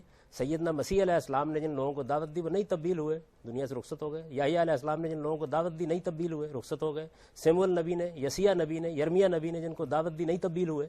تو پیغمبر نے اپنا کام نہیں کبھی چھوڑا۔ ملی تو پھر تو ان سے اقتدار تو چھین طاقت ملی سے تو مجھے انکار ہی نہیں ہے۔ اگر کسی کو طاقت مل گئی یا اقتدار مل گیا تو مل گیا کا مطلب کیا؟ اس میں چھیننے کی کیا ضرورت ہے؟ وہ تو پھر آپ کے جھولی میں ڈال دیا گیا۔ یعنی کیا رسالت میں آپ صلی اللہ علیہ وسلم نے مدینہ میں جا کر کسی شخص سے اقتدار چھینا تھا؟ وہ رؤسائے قبائل مسلمان ہو گئے، ان کے دل و دماغ بدل گئے، اس کے بعد اقتدار پیغمبری کے پاس آنا تھا، وہ آ گیا۔ تو حقائق کو ذرا سا آپ جب ٹوسٹ کر دیتے ہیں تو اس سے زمین و آسمان بدل جاتے ہیں۔ انبیاء علیہ السلام کا اسوہ یہ ہے۔ ہمارا کام کیا ہے؟ میں دیکھیے بار بار یہ بات عرض کر رہا ہوں، آپ سیاست کرنا چاہتے ہیں ضرور کیجئے، مجھے یہ بتائیے کہ جتنے دائی جن کے آپ نام لے رہے ہیں جو موجودہ زمانے میں اسلامی نظام برپا کرنے کی تحریکیں چلاتے ہیں، یہ سعودی عرب میں یہ کام کیوں نہیں کرتے؟ یہ مراکش میں یہ کام کیوں نہیں کرتے؟ وہاں پر کوئی جماعت تنظیم نہیں بناتے، اس لیے کہ وہاں مواقع نہیں ہیں۔ پاکستان میں یا ایسے ممالک میں جہاں جمہوری نظام کسی حد تک قائم ہے، وہاں اس کا موقع ہے۔ میں یہ نہیں کہتا کہ آپ کے لیے غلط کام کر رہے ہیں، جائیے بسم اللہ کیجئے، یعنی میں اس پر تدبیر کے لحاظ سے تو گفتگو کروں گا کہ یہ مفید ہے، مفید نہیں ہے، اس سے فائدہ ہوگا، نقصان ہوگا، یہ الگ بات ہے۔ دینی لحاظ سے مجھے کوئی اعتراض نہیں۔ آپ کہیں گے کہ یہ فریضہ ہے، نہیں، فریضہ میرا کیا ہے؟ فریضہ میرا یہ ہے کہ میں دین کو سمجھوں، اس پر عمل پیرا ہوں اور لوگوں کو اس کی دعوت دوں۔ اور میں آپ سے عرض کروں کہ اب مجھے آگے بڑھ کے ایک بات کہنے دیجئے، اگر کبھی شریعت کا ظہور ہوا تو وہ اصل میں اس فریضے کو آخری درجے میں ادا کرنے سے ہوگا۔ لوگ بدلیں گے، موجودہ ارباب حل وقت بدلیں یا ان کی آنے والی نسلیں بدلیں، جب تک ان کے دل و دماغ نہیں بدلیں گے، آپ دیواروں سے سر پھوڑتے رہیں گے، کچھ بھی نہیں ہوگا۔ ہوگا اس وقت جب لوگوں کے دل و دماغ میں تبدیلی آئے گی، اور لوگوں کے دل و دماغ میں تبدیلی استدلال اور دعوت سے آتی ہے، وہ اس طرح سے نہیں آتی، بلکہ ان لوگوں نے شدید نقصان پہنچایا اسلامی دعوت کو، کیونکہ یہ حریف بن کے کھڑے ہو گئے مقابل میں۔ دعوت یہ چاہتی ہے کہ آپ ہر ایک کے خیر خواہ بن کے کن لوگوں نے کھڑے ہوں۔ نقصان پہنچایا؟ ان لوگوں نے جنہوں نے سیاسی جماعتوں میں اس کو تبدیل کیا۔ دیکھیے مذہبی سیاسی جماعتوں نے اس میں کوئی شک ہی نہیں ہے، شدید نقصان پہنچا۔ ان میں سے اگر کسی کو سیاست کرنا تھی تو اس کا بہترین طریقہ یہ تھا کہ موجودہ سیاسی جماعتوں کا حصہ بنتے۔ لیکن ابھی جو آپ اس سے پہلے فرما رہے تھے کہ پاکستان کے آئین میں قرآن و سنت کو سپریم مانا گیا ہے، یہ آپ نہیں سمجھتے ان دینی جماعتوں کی برکت سے؟ میرے نزدیک یہ نہ ہوتا تب بھی کوئی فرق نہ واقع ہوتا۔ اصل چیز پارلیمنٹ میں قانون سازی تھی، اور وہ اس دن ہوگی اور صحیح روح کے ساتھ اس دن ہوگی جس دن پارلیمنٹ کی اکثریت کا دل و دماغ بدلے گا۔ کیا چند الفاظ لکھ دینے سے؟ یہ کسی اور ملک کے آئین میں نہیں لکھا ہوا، یہ سعودی عرب کے آئین میں نہیں لکھا ہوا۔ آپ جانتے ہیں کہ سعودی عرب کا نام کیا ہے؟ المملکۃ العربیہ السعودیہ، اسلامک ریپبلک بھی نہیں ہے۔ اس سے کیا فرق پڑتا ہے؟ یعنی یہ تو بےمانی باتیں ہیں جن میں ہم پڑ گئے۔ بہت فرق پڑتا ہے۔ آپ کسی بھی قانون کے بارے میں اب جا کے اس کو کسی بھی عدالت میں چیلنج کر سکتے کہ یہ شریعت سے موافق نہیں ہے۔ جی، یہ قانون کو چیلنج کر دینے سے آپ کے خیال کے مطابق شریعت نافذ ہو جائے گی؟ شریعت پورے اخلاص کے ساتھ اس دن نافذ ہوگی جس دن آپ کے ارباب حل و عقد اس کے بارے میں اطمینان کی جگہ شریعت پر آ نافذ نہ بھی ہوئی ہو، لیکن اس آئینی قدغن نے تو بہت ساری بےہودگیوں کا اور سیکولرزم کا راستہ تو روک دیا کسی ہے۔ چیز کا راستہ بھی نہیں روکا۔ میں آپ سے عرض کرتا ہوں سیکولرزم کا راستہ اور بےہودگی کا راستہ بھی اس دن رکے گا جس دن لوگوں کا، آپ کی قوم کی انٹیلیجنشیا کا اسلام پر، اسلامی اقدار پر، اسلامی تہذیب پر صحیح اعتماد پیدا ہوگا۔ یہ محض اپنے دل کو خوش رکھنے کی باتیں ہیں جو ہو رہی ہیں۔ میں اس پر نہیں تبصرہ کرنا چاہتا تھا، لیکن آپ نے فرمایا تو اب میں نے کر دیا ہے۔ ہمارا کام، اگر ہم اپنے کام تک محدود رہتے، ہم سے مراد کیا ہے؟ دین کا علم رکھنے والے لوگ، وہ اگر دعوت دیتے، تربیت کرتے، لوگوں کو بدلتے، حریف نہ بنتے، مقابلے میں نہ آتے، بلکہ صحیح بات کہتے، حق اور سچائی کی دعوت دیتے، لوگوں کے دل و دماغ کو بدلتے، تو آج ہمارے ایوان میں تبدیلی آئی ناظرین، ہوتی۔ جاوید احمد غامدی صاحب فرما رہے ہیں، جو میں ان کی بات سمجھا ہوں وہ یہ کہ سیاست منع نہیں ہے لیکن لازم نہیں ہے، اور ساتھ وہ یہ بھی فرما رہے ہیں کہ پاکستان میں علماء کے سیاست میں آنے سے ان کے بقول فائدے کی بجائے نقصان ہوا ہے۔ ایک وقفے کے بعد ان سے پوچھیں گے کہ اگر سیاست فرض نہیں ہے تو پھر اس روایت کا کیا مطلب ہے کہ کانت بنو اسرائیل تسوسہم الانبیاء؟ یہ سوال ان کے سامنے رکھیں گے ایک وقفے کے بعد۔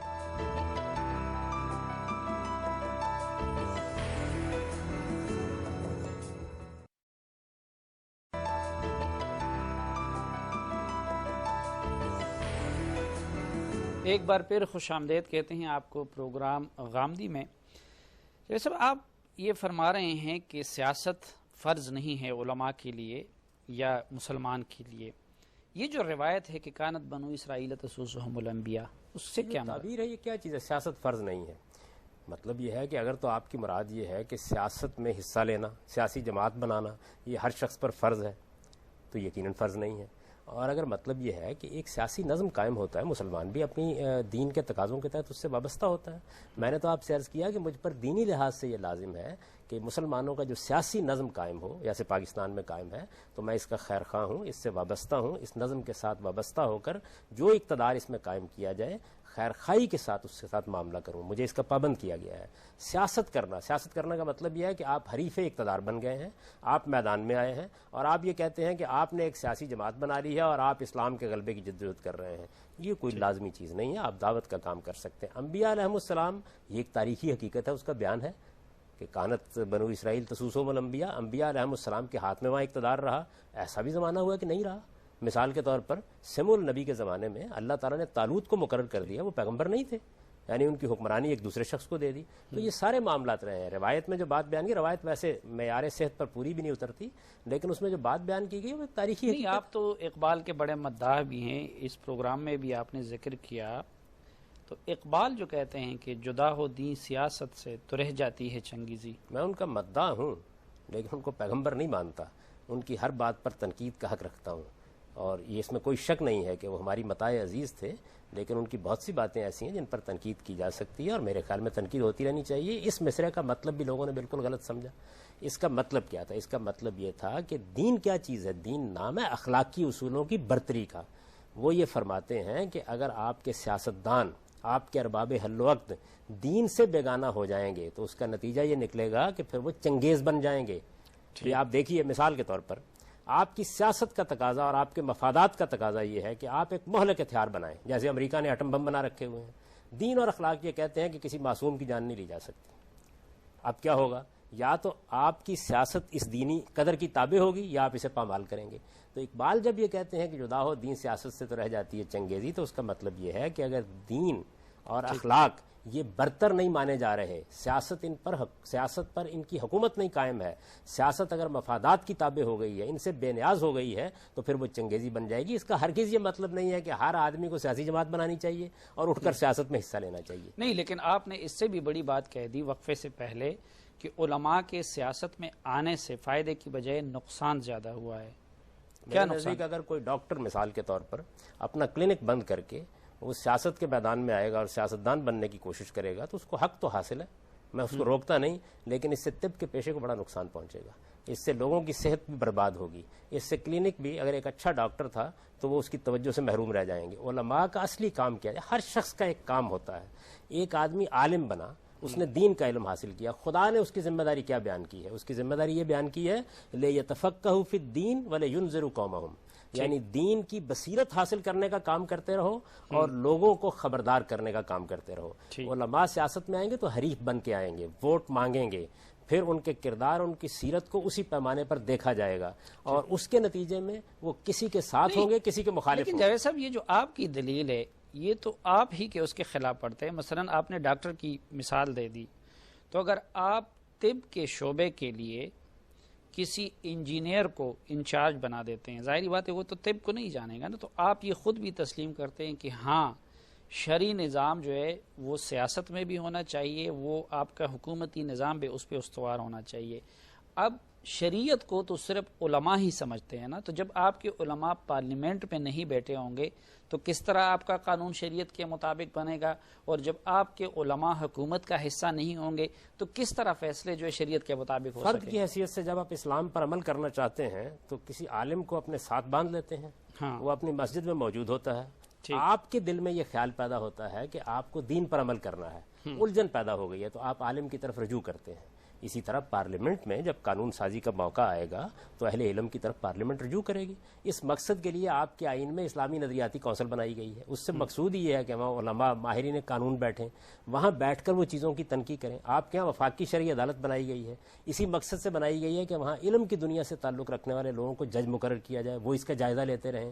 تو اصل میں یہ اس کے لیے ضروری نہیں ہے کہ پارلیمنٹ ہی میں ایک عالم پہنچے گا تب ہوگا۔ اچھا، پھر دنیا کے مہذب ملکوں میں اس کا اہتمام کیا گیا ہے کہ پارلیمنٹ کے اندر کچھ نشستیں ٹیکنوکریٹس کے لیے مخصوص کر دی جاتی ہیں، بعض چیزوں کی ذمہ داری ان کو دے دی جاتی ہے، یہ چیز بھی پارلیمنٹ کر سکتی ہے۔ اس کے لیے یہ کیوں ضروری ہے کہ ایک عالم ایک سیاسی جماعت بنائے، اس کے بعد ووٹ مانگنے کے لیے نکلے، اس کے بعد حریف اور حلیف بننے کے کاموں میں، اس کے بعد مختلف لوگوں کے ساتھ گٹھ جوڑ کرے، پھر مراعات کے اور اس کے قصے سنائے جائیں؟ نہیں تو عالم کو اپنے مقام پر اسی رہنا کلیے کے چاہیے۔ مطابق پھر تو چلو پیغمبروں کا معاملہ تو دوسرا تھا، تو حضرت عمر فاروق، حضرت ابو بکر صدیق، حضرت عثمان غنی، حضرت علی کرم اللہ وجہہ، وہ بھی عالم تھے، بڑے عالم تھے، دینی شخصیات تھی، پھر تو ان کو بھی وہ بھی یہ کر لیتے نا کہ خود بیٹھ کے کسی اور کو حکومت دے دیتے اور وہ خود بوقت ضرورت ان کی اصلاح کرتے، ان کو نصیحت کرتے. انہوں نے خود کیوں قیادت سنبھالی؟ یہ بھی ایک عظیم غلط فہمی ہے. وہ عظیم لیڈر تھے جو دین کا علم بھی رکھتے تھے، جو دین کے علماء تھے اور دین کے اصلاً علماء تھے. انہوں نے یہ کام کبھی نہیں کیا. مثال کے طور پر حضرت عبداللہ بن عمر، حضرت عبداللہ بن عباس، حضرت عبداللہ بن مسعود، معاذ بن جبل، بے شمار لوگ تھے کہ جن لوگوں نے ان ذمہ داریوں سے گریز کر کے علم کی خدمت کی. جب کبھی ضرورت پڑی خدمت کے لیے حاضر ہو گئے. یہ جن بزرگوں کے آپ نے نام لیے وہ عظیم لیڈر تھے، عظیم سیاسی رہنما تھے. ان کو وہی کام کرنا چاہیے تھا جو انہوں نے کیا ہے. اے کاش ہمارے ہاں بھی یہی ہو جائے. لیکن ہمارے باب العلم کا خطاب تو حضرت علی کرم اللہ وجہہ کو ملا تھا. دیکھیے سیدنا علی رضی اللہ عنہ بھی ایک عظیم رہنما ہے. یعنی یہ بات سمجھیے، اے کاش ہمارے ہاں بھی کبھی یہ ہو کہ جو ہمارے لیڈر ہیں وہ دین کا علم رکھنے والے ہوں. اصل میں ہماری غلطی یہی ہے، ہم مولوی کو، دین کے عالم کو ایوان اقتدار میں پہنچانا چاہتے ہیں. رحمت اس وقت نازل ہوگی جب لیڈر دین کا عالم ہو جائے گا، لیڈر دین کو سمجھنے والا ہو جائے گا. سیدنا ابوبکر صدیق رضی اللہ عنہ، سیدنا عمر رضی اللہ عنہ عظیم رہنما تھے، سیاسی رہنما تھے، سماجی رہنما تھے. ان کی اصل شخصیتیں یہ تھیں. ٹھیک اقتدار ان کو منتقل ہوا، وہ دین کا علم بھی رکھتے تھے. جو لوگ اصلاً دین کے علماء تھے ان کو ہمیشہ انہوں نے اس سے دور رکھا اور یہ کہا کہ اپنی علمی خدمات انجام دو اور اپنا کام کرو. ناظرین ایک وقفے کا وقت ہوا چاہتا ہے، وقفے سے واپس آئیں گے تو غامدی صاحب سے پوچھیں گے کہ علماء سیاست میں حصہ لیے بغیر جو شہادت حق کی ذمہ داری ہے اس کو کیسے پورا کر سکتے ہیں. ایک بریک لیتے ہیں اور اس کے بعد واپس آتے ہیں.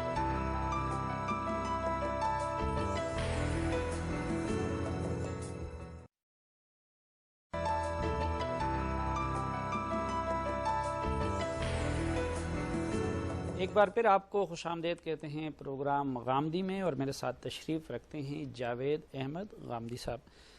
جاوید صاحب یہ جو کچھ آپ فرما رہے ہیں اور علماء کے لیے آپ سیاست کو شجر ممنوعہ قرار دے رہے، لیکن ہم دیکھتے ہیں کہ ہمارے ملک میں کم و بیش جتنے بھی علماء کرام ہیں اس وقت سوائے آپ کے، وہ سب سیاست کر رہے ہیں. بلکہ جمعیت علماء اسلام علماء کی پارٹی ہیں، جمعیت علماء پاکستان علماء کی پارٹی ہے، اور خود جماعت اسلامی اور اس طرح کی دیگر جو جماعتیں ہیں، کم و بیش ہر عالم کسی نہ کسی مذہبی پارٹی میں ہیں.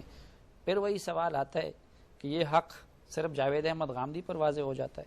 نہیں دیکھیے بات ہے، میں نے تو آپ کو بہت سی مثالیں دی کہ ماضی میں ہمارے جلیل القدر علماء پیدا ہوئے ہیں. انہوں نے کوئی سیاسی جماعت نہیں بنائی، نہ کسی سیاسی جماعت سے وابستہ ہوئے ہیں. یہ کوئی ضروری چیز نہیں ہے. اگر علماء نے اس کو پسند کیا اپنے لیے تو ان کو فیصلہ کرنے کا حق ہے. میں صرف دو باتیں عرض کر رہا ہوں. پہلی بات یہ ہے کہ وہ چیز جو دین کا تقاضا نہیں ہے، آپ کی تدبیر، آپ کی خواہش، آپ کا اپنا فیصلہ ہو سکتی ہے، اسے دین کا تقاضا نہ بنائیے. ایک بات، کیونکہ دین کے معاملے میں ہم کوئی نئی بات نہیں کہہ سکتے. ہمیں جو بات کہنی ہے وہ خدا کے پیغمبر کی سنت پر کہنی ہے. دوسری بات جو میں عرض کر رہا ہوں وہ یہ ہے کہ جب بھی کوئی شخص اپنے اصل کام کو چھوڑے گا تو اس سے شدید نقصان پہنچیں گے. یعنی کسی بھی ڈاکٹر کو حق حاصل ہے کہ وہ کل اپنا کلینک بند کرے اور اطمینان کے ساتھ جا کے کسی سیاسی جماعت میں حصہ لے اور سیاسی جماعت کے ٹکٹ پر پارلیمنٹ کا ممبر منتخب ہو جائے. میں اس کو ناجائز تو نہیں کہتا، لیکن میں یہ ضرور کہوں گا کہ اس نے اپنا کلینک بند کر کے اپنی ذمہ داریوں کو بڑی حد تک پورا نہ کرنے کا فیصلہ کرتا ہے. آپ جو ماضی کی بات کرتے ہیں تو ماضی میں آپ نے خود ہی فرمایا اپنی گفتگو میں کہ ماضی میں اس طرح کی سیاسی جماعتیں نہیں تھی اور سیاست کا یہ طریقہ نہیں تھا.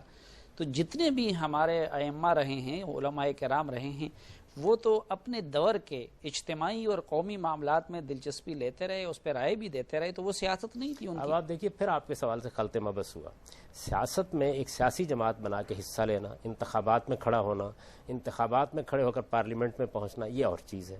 اجتماعی معاملات میں دلچسپی لینا، میں گفتگو کر رہا ہوں تو اجتماعی معاملات میں دلچسپی لینے کے لیے کر رہا ہوں، سارا دن یہی کرتا ہوں.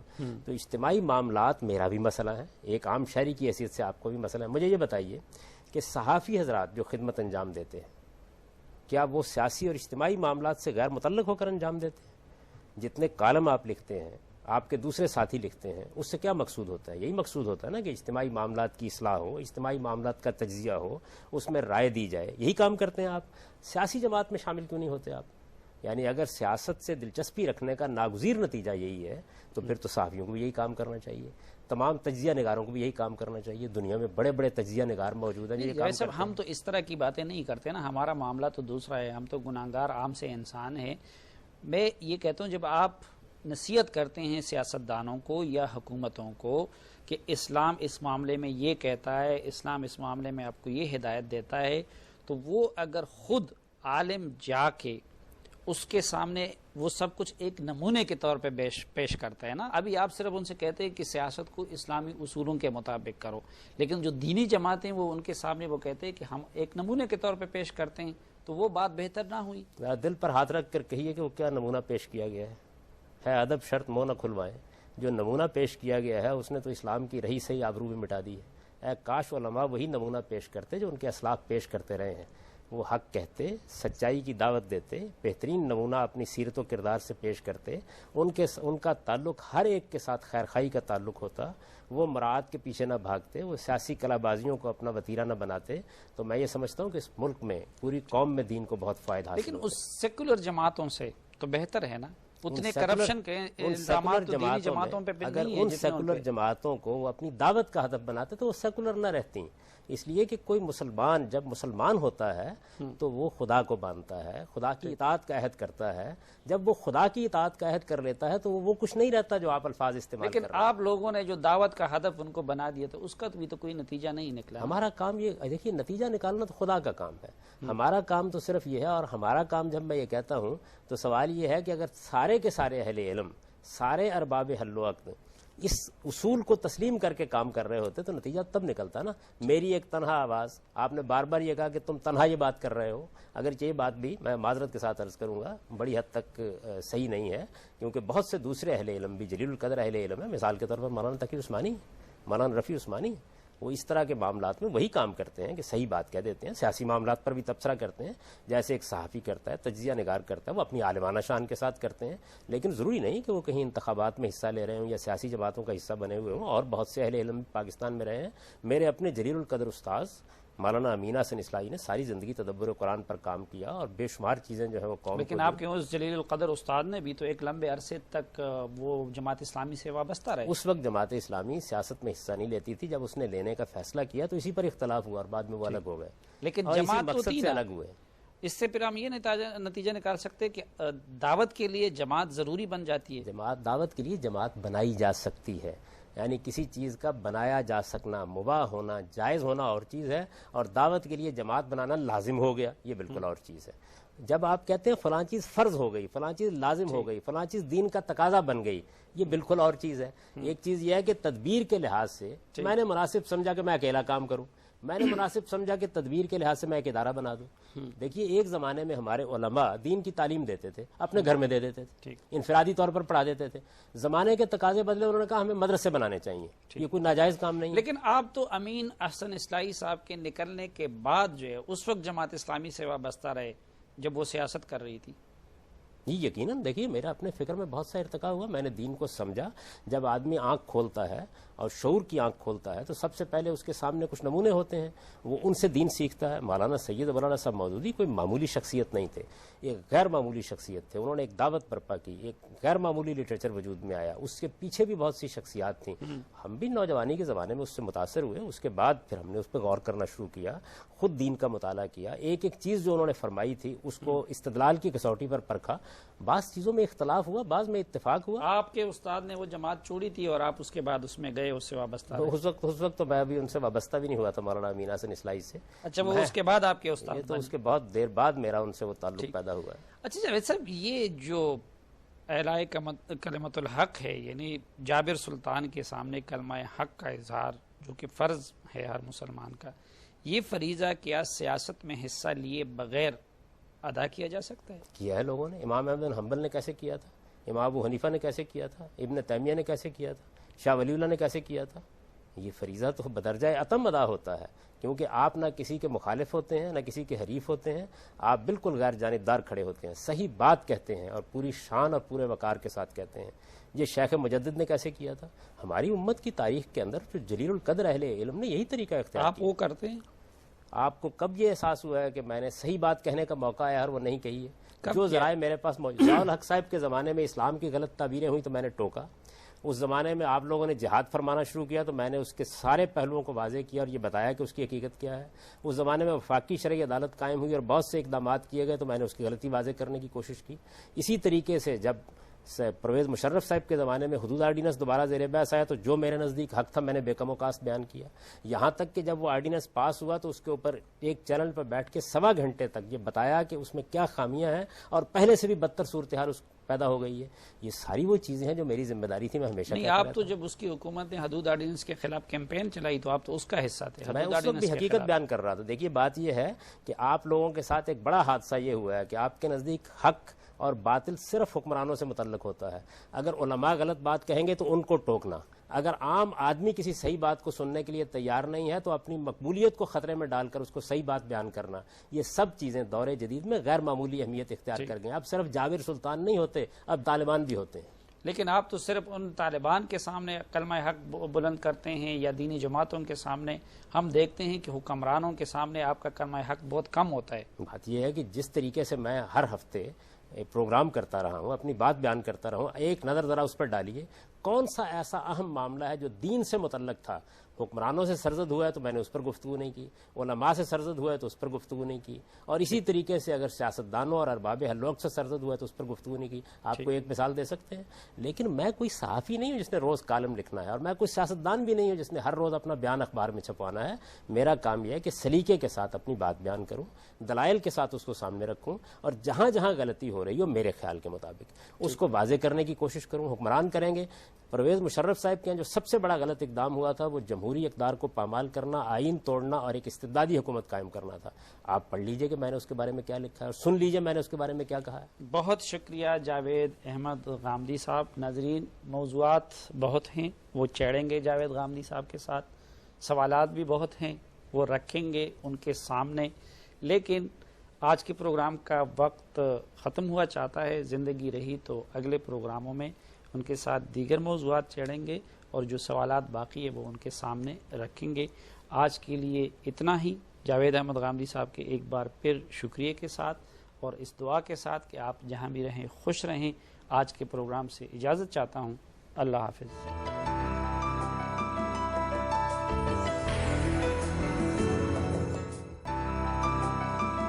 غامدی. بسم اللہ الرحمن الرحیم. السلام علیکم. آپ سب کے لیے نیک تمناؤں اور دعاؤں کے ساتھ پروگرام غامدی لے کر سلیم صافی حاضر خدمت ہے. آج کے پروگرام میں بھی حسب سابق اور حسب توقع ہمارے ساتھ تشریف رکھتے ہیں محترم جاوید احمد غامدی صاحب. جاوید صاحب، ایک عموماً آپ کے بارے میں یہ خیال ہے اور یہ اعتراض کیا جاتا ہے کہ آپ کچھ دین کے بہت سارے مسلمات جو ہیں اور جو اسٹیبلش چیزیں ہیں ان کو چیلنج کرتے ہیں یا ان سے انحراف کرتے ہیں اور کچھ نئی نئی چیزیں سامنے لاتے ہیں. یہ تاثر کیوں ہے آپ کے بارے میں؟ مجھے نہیں معلوم کیوں ہے. میرا خیال یہ ہے کہ لوگ اس بات سے واقف نہیں ہیں کہ دین کے مسلمات ہیں کیا. توحید دین کا مسلمہ ہے. یہ خدا کو ماننا، رسالت مآب صلی اللہ علیہ وسلم کی نبوت پر ایمان رکھنا، نبیوں پر ایمان رکھنا، اس بات کی گواہی دینا کہ اللہ کے سوا کوئی معبود نہیں اور محمد صلی اللہ علیہ وسلم اس کے آخری پیغمبر ہیں. تمام وحی اور الہام اور القاء کا ان پر خاتمہ ہو گیا ہے. اسی طرح آخرت پر یقین رکھنا، فرشتوں پر ایمان رکھنا، کتابوں پر ایمان رکھنا، یہ دین میں ایمانیات کے مسلمات ہیں. اسی طرح سے رسالت مآب صلی اللہ علیہ وسلم کی اپنی وضاحت کے مطابق نماز دین کا مسلمہ ہے، روزہ دین کا مسلمہ ہے، حج دین کا مسلمہ ہے، زکوٰۃ دین کا مسلمہ ہے. دین کے مسلمات یہ ہیں. آپ کے اگر حافظے میں ہو تو رسالت مآب صلی اللہ علیہ وسلم کا ایک مکالمہ نقل ہوا ہے حدیث میں جبریل امین کے ساتھ، جس کے بارے میں خود رسالت مآب صلی اللہ علیہ وسلم کا تبصرہ یہ ہے کہ جبریل تمہیں دین بتانے کے لیے آئے تھے. اس میں اسلام کے بارے میں سوال کیا گیا وہ کیا چیز ہے تو حضور صلی اللہ علیہ وسلم نے یہی چیزیں بیان کی. ایمان کے بارے میں سوال کیا گیا تو یہی چیزیں بیان کی. یہ دین کے مسلمات ہیں.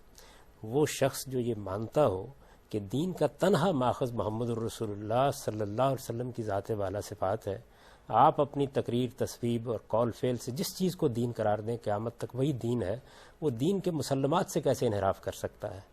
اصل میں ہوتا یہ ہے کہ بعض چیزوں کی تعبیر میں غلطی ہو جاتی ہے، اس پر تبصرہ بھی ہوتا رہتا ہے، تنقید بھی ہوتی رہتی ہے. مختلف اہل علم اس میں اپنا نقطہ نظر بھی بیان کرتے رہتے ہیں. ہماری بر صغیر کی فضا کچھ ایسی بن گئی ہے کہ اس میں وسعت نہیں رہی کبھی. چنانچہ اس کا نتیجہ یہ نکلتا ہے کہ جو چیزیں بالعموم مانی جاتی ہیں ان کو دین کے مسلمات سمجھ لیا جاتا ہے، درا حال ہے کہ اگر آپ تحقیق کر کے دیکھیں تو بسا اوقات ان میں سے بہت سی چیزیں ایسی ہوں گی جس میں دوسرے اہل علم بھی بہت کچھ اختلافات کر چکے ہوں گے۔ ہم اس پروگرام میں جن چیزوں کو موضوع بحث بنائے رہے ہیں، جیسے مثلا اقامت دین کا تصور، جس طرح مثال کے طور پر شہادت حق کا تصور، اس میں دلچسپ صورتحال یہ ہے کہ میں ان لوگوں کے ساتھ کھڑا ہوں جو ہماری امت کے جلیل القدر اہل علم رہے ہیں۔ دور جدید کے بعض اہل علم میں اس میں بعض نئی باتیں کہی تھیں، میں ان کی تردید کر رہا ہوں۔ مثلا کون سے جلیل القدر اہل علم؟ مثال کے طور پر اقامت دین کی تعبیر جس طرح میں نے کی ہے، یہی تعبیر اس سے پہلے کہ تمام جلیل القدر مفسرین کرتے رہے ہیں۔ آپ کوئی عربی زبان کی تفسیر اٹھا کر دیکھ لیں، ان سب میں یہی تعبیر ہوگی۔ پہلی مرتبہ یہ تو ایک سویپنگ سٹیٹمنٹ، تمام جلیل القدر چند نام آپ لے کے بتا مثال کے دیجیے۔ طور پر زمخشری کو دیکھ لیجئے، آلوسی کو دیکھ لیجئے، طبری کو دیکھ لیجئے، آپ قرطبی کو دیکھ لیجئے، جتنے بھی جلیل القدر لوگ ہیں ان سب کی تفسیریں آپ پڑھیے تو یہ بالکل واضح ہو جائے گا کہ ٹھیک وہ اسی مفہوم میں اس کو لیتے ہیں جس میں میں نے اس کو بیان کیا۔ اور یہ جہاد کے بارے میں آپ کا جو تصور ہے، یہ ماضی کے یا ہمارے سلف میں سے کسی نے یہ تعریف تمام اسلاف اسی طرح اس کو بیان کرتے رہے۔ آپ حیرت زا ہوں گے کہ بڑی وضاحت کے ساتھ وہ ہمیشہ یہ کہتے ہیں کہ دو چیزیں موقول الی السلطان ہیں، اصطلاح یہی استعمال کی جاتی ہے، ایک حدود اور دوسرے جہاد۔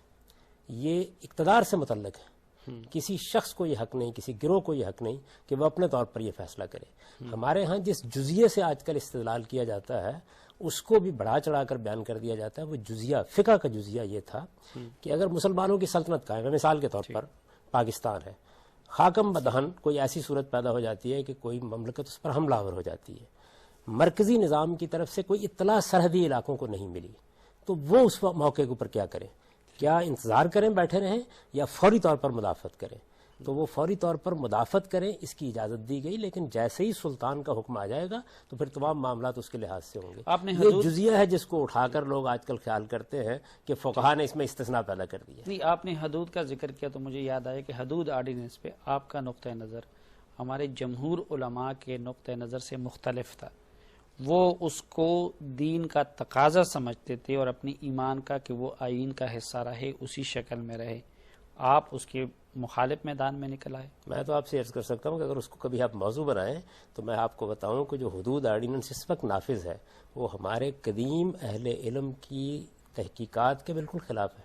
اس میں بے شمار چیزیں ہیں جو سخت قابل تنقید ہیں، یعنی نہ صرف یہ کہ وہ ہمارے جلیل القدر علماء کی آراء کے خلاف ہے، بلکہ اس میں ایسے تضادات ہیں کہ جن کو اگر واضح کر دیا جائے تو ہر چیز لوگوں پر بالکل مبرہن ہو جائے۔ نہیں، کن قدیم اہل علم اور اس شوافی کے کے خلاف؟ جلیل القدر علماء، احناف کے جلیل القدر علماء، حنابلہ کے جلیل القدر علماء، انہوں نے جو تصریحات کی ہیں ان تصریحات میں سے بہت سی چیزوں کو اس میں نظر انداز کر دیا گیا ہے۔ بعض ایسی تعبیریں اختیار کر لی گئی ہیں جو سخت قابل تنقید ہیں، لیکن اس سب کے بعد میں یہ آپ سے عرض کرتا ہوں کہ اس میں کوئی شبہ نہیں ہے کہ میں نے بھی بعض چیزوں پر ایک طالب علمانہ تحقیق کی ہے، اپنا ایک نقطہ نظر بیان کیا ہے، اس میں بعض اوقات مجھے اہل علم سے اختلاف بھی ہوتا ہے، تاہم اس کا دین کے مسلمات سے کوئی تعلق نہیں، نہیں۔ جیسے دین کی مسلمات کی بات اس لیے کی جاتی ہے کہ ایک تو فروعی مسائل ہے، فروعی مسائل میں صرف نہیں آپ کا اختلاف، یعنی وہ تو ہمارے مختلف مسالک کے درمیان ہے، رفع دین کے بارے میں ہے، سنت کے بعد دعا کے بارے میں، اس طرح بہت ساری چیزوں کے بارے میں۔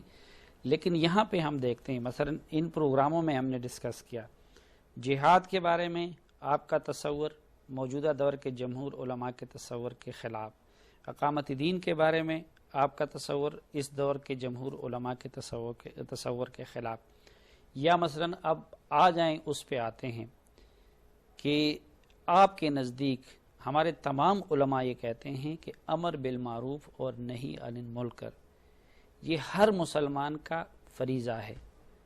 آپ کی طرف سے ہم نے کبھی اس طرح کی بات نہیں سنی کہ آپ اس کی تلقین کریں۔ پہلے تو میں آپ کی بات کے پہلے حصے کے بارے میں یہ عرض کر دوں کہ اس دور کے جمہور علماء کے بارے میں آپ یہ کہہ سکتے ہیں، اور وہ بھی بدقسمتی سے سامنے آ کر بات نہیں کر رہے ہیں۔ اگر وہ اپنا نقطہ نظر دلائل کے ساتھ بیان کریں تو آپ حیران ہوں کہ جو باتیں عام طور پر خیال کی جاتی ہیں کہ علماء مانتے ہیں، اس میں بہت سے اختلافات سامنے آ جائیں گے۔ لیکن میں تو یہ عرض کر رہا ہوں کہ جو قدیم ہمارے علماء رہے ہیں ان کا نقطہ نظر اس معاملے میں بیان ہی وہی ہے جو میں بیان کر رہا ہوں۔ اس سب کچھ کے باوجود میں یہ سمجھتا ہوں کہ ہمیں ہر چیز کو قرآن و سنت کسوٹی پر پرکھنا چاہیے۔ علماء بہت قابل احترام ہیں، ہر فن کے علماء کی قدر کرنی چاہیے، میں بھی بے حد عزت کرتا ہوں، لیکن میں کسی کو بھی خدا کا رسول نہیں سمجھتا، خدا کا پیغمبر نہیں سمجھتا، نبی نہیں سمجھتا۔ نہیں سمجھتا ہوں کہ یہ انسان ہے، انسانوں کے آراء سے اختلاف کیا جا سکتا ہے۔ یہیں پہ رک جاتے ہیں۔ یہ آپ نے بڑی بنیادی بات کہہ دی کہ ہر چیز کو قرآن و سنت کی سوٹی پہ پرکھنا چاہیے۔ اب سوال یہ ہے کہ کیا مجھ جیسا عام آدمی بھی یہ صلاحیت رکھتا ہے یا نہیں؟ جمہور علماء یہ کہتے ہیں کہ آپ اس سے پہلے جو اہل علم گزرے ہیں ان کی تعلیمات کی روشنی میں آپ قرآن و سنت کی کسی بات کو سمجھیں گے، لیکن آپ کی طرف سے ہم یہ سنتے ہیں کہ اے بی سی اٹھ کے وہ قرآن و سنت کی کسوٹی پہ اس کو پرکھے گا۔ یہ کیسے ہو سکتا ہے؟ اس کا جواب آپ سے لینا ہے، لیکن ایک وقفے کا وقت ہوا چاہتے ہیں۔ ناظرین ایک وقفہ لیتے ہیں اور اس کے بعد واپس آ کے جاوید صاحب سے اس موضوع پہ ان کا نقطہ نظر جانتے ہیں، ایک وقفے کے بعد۔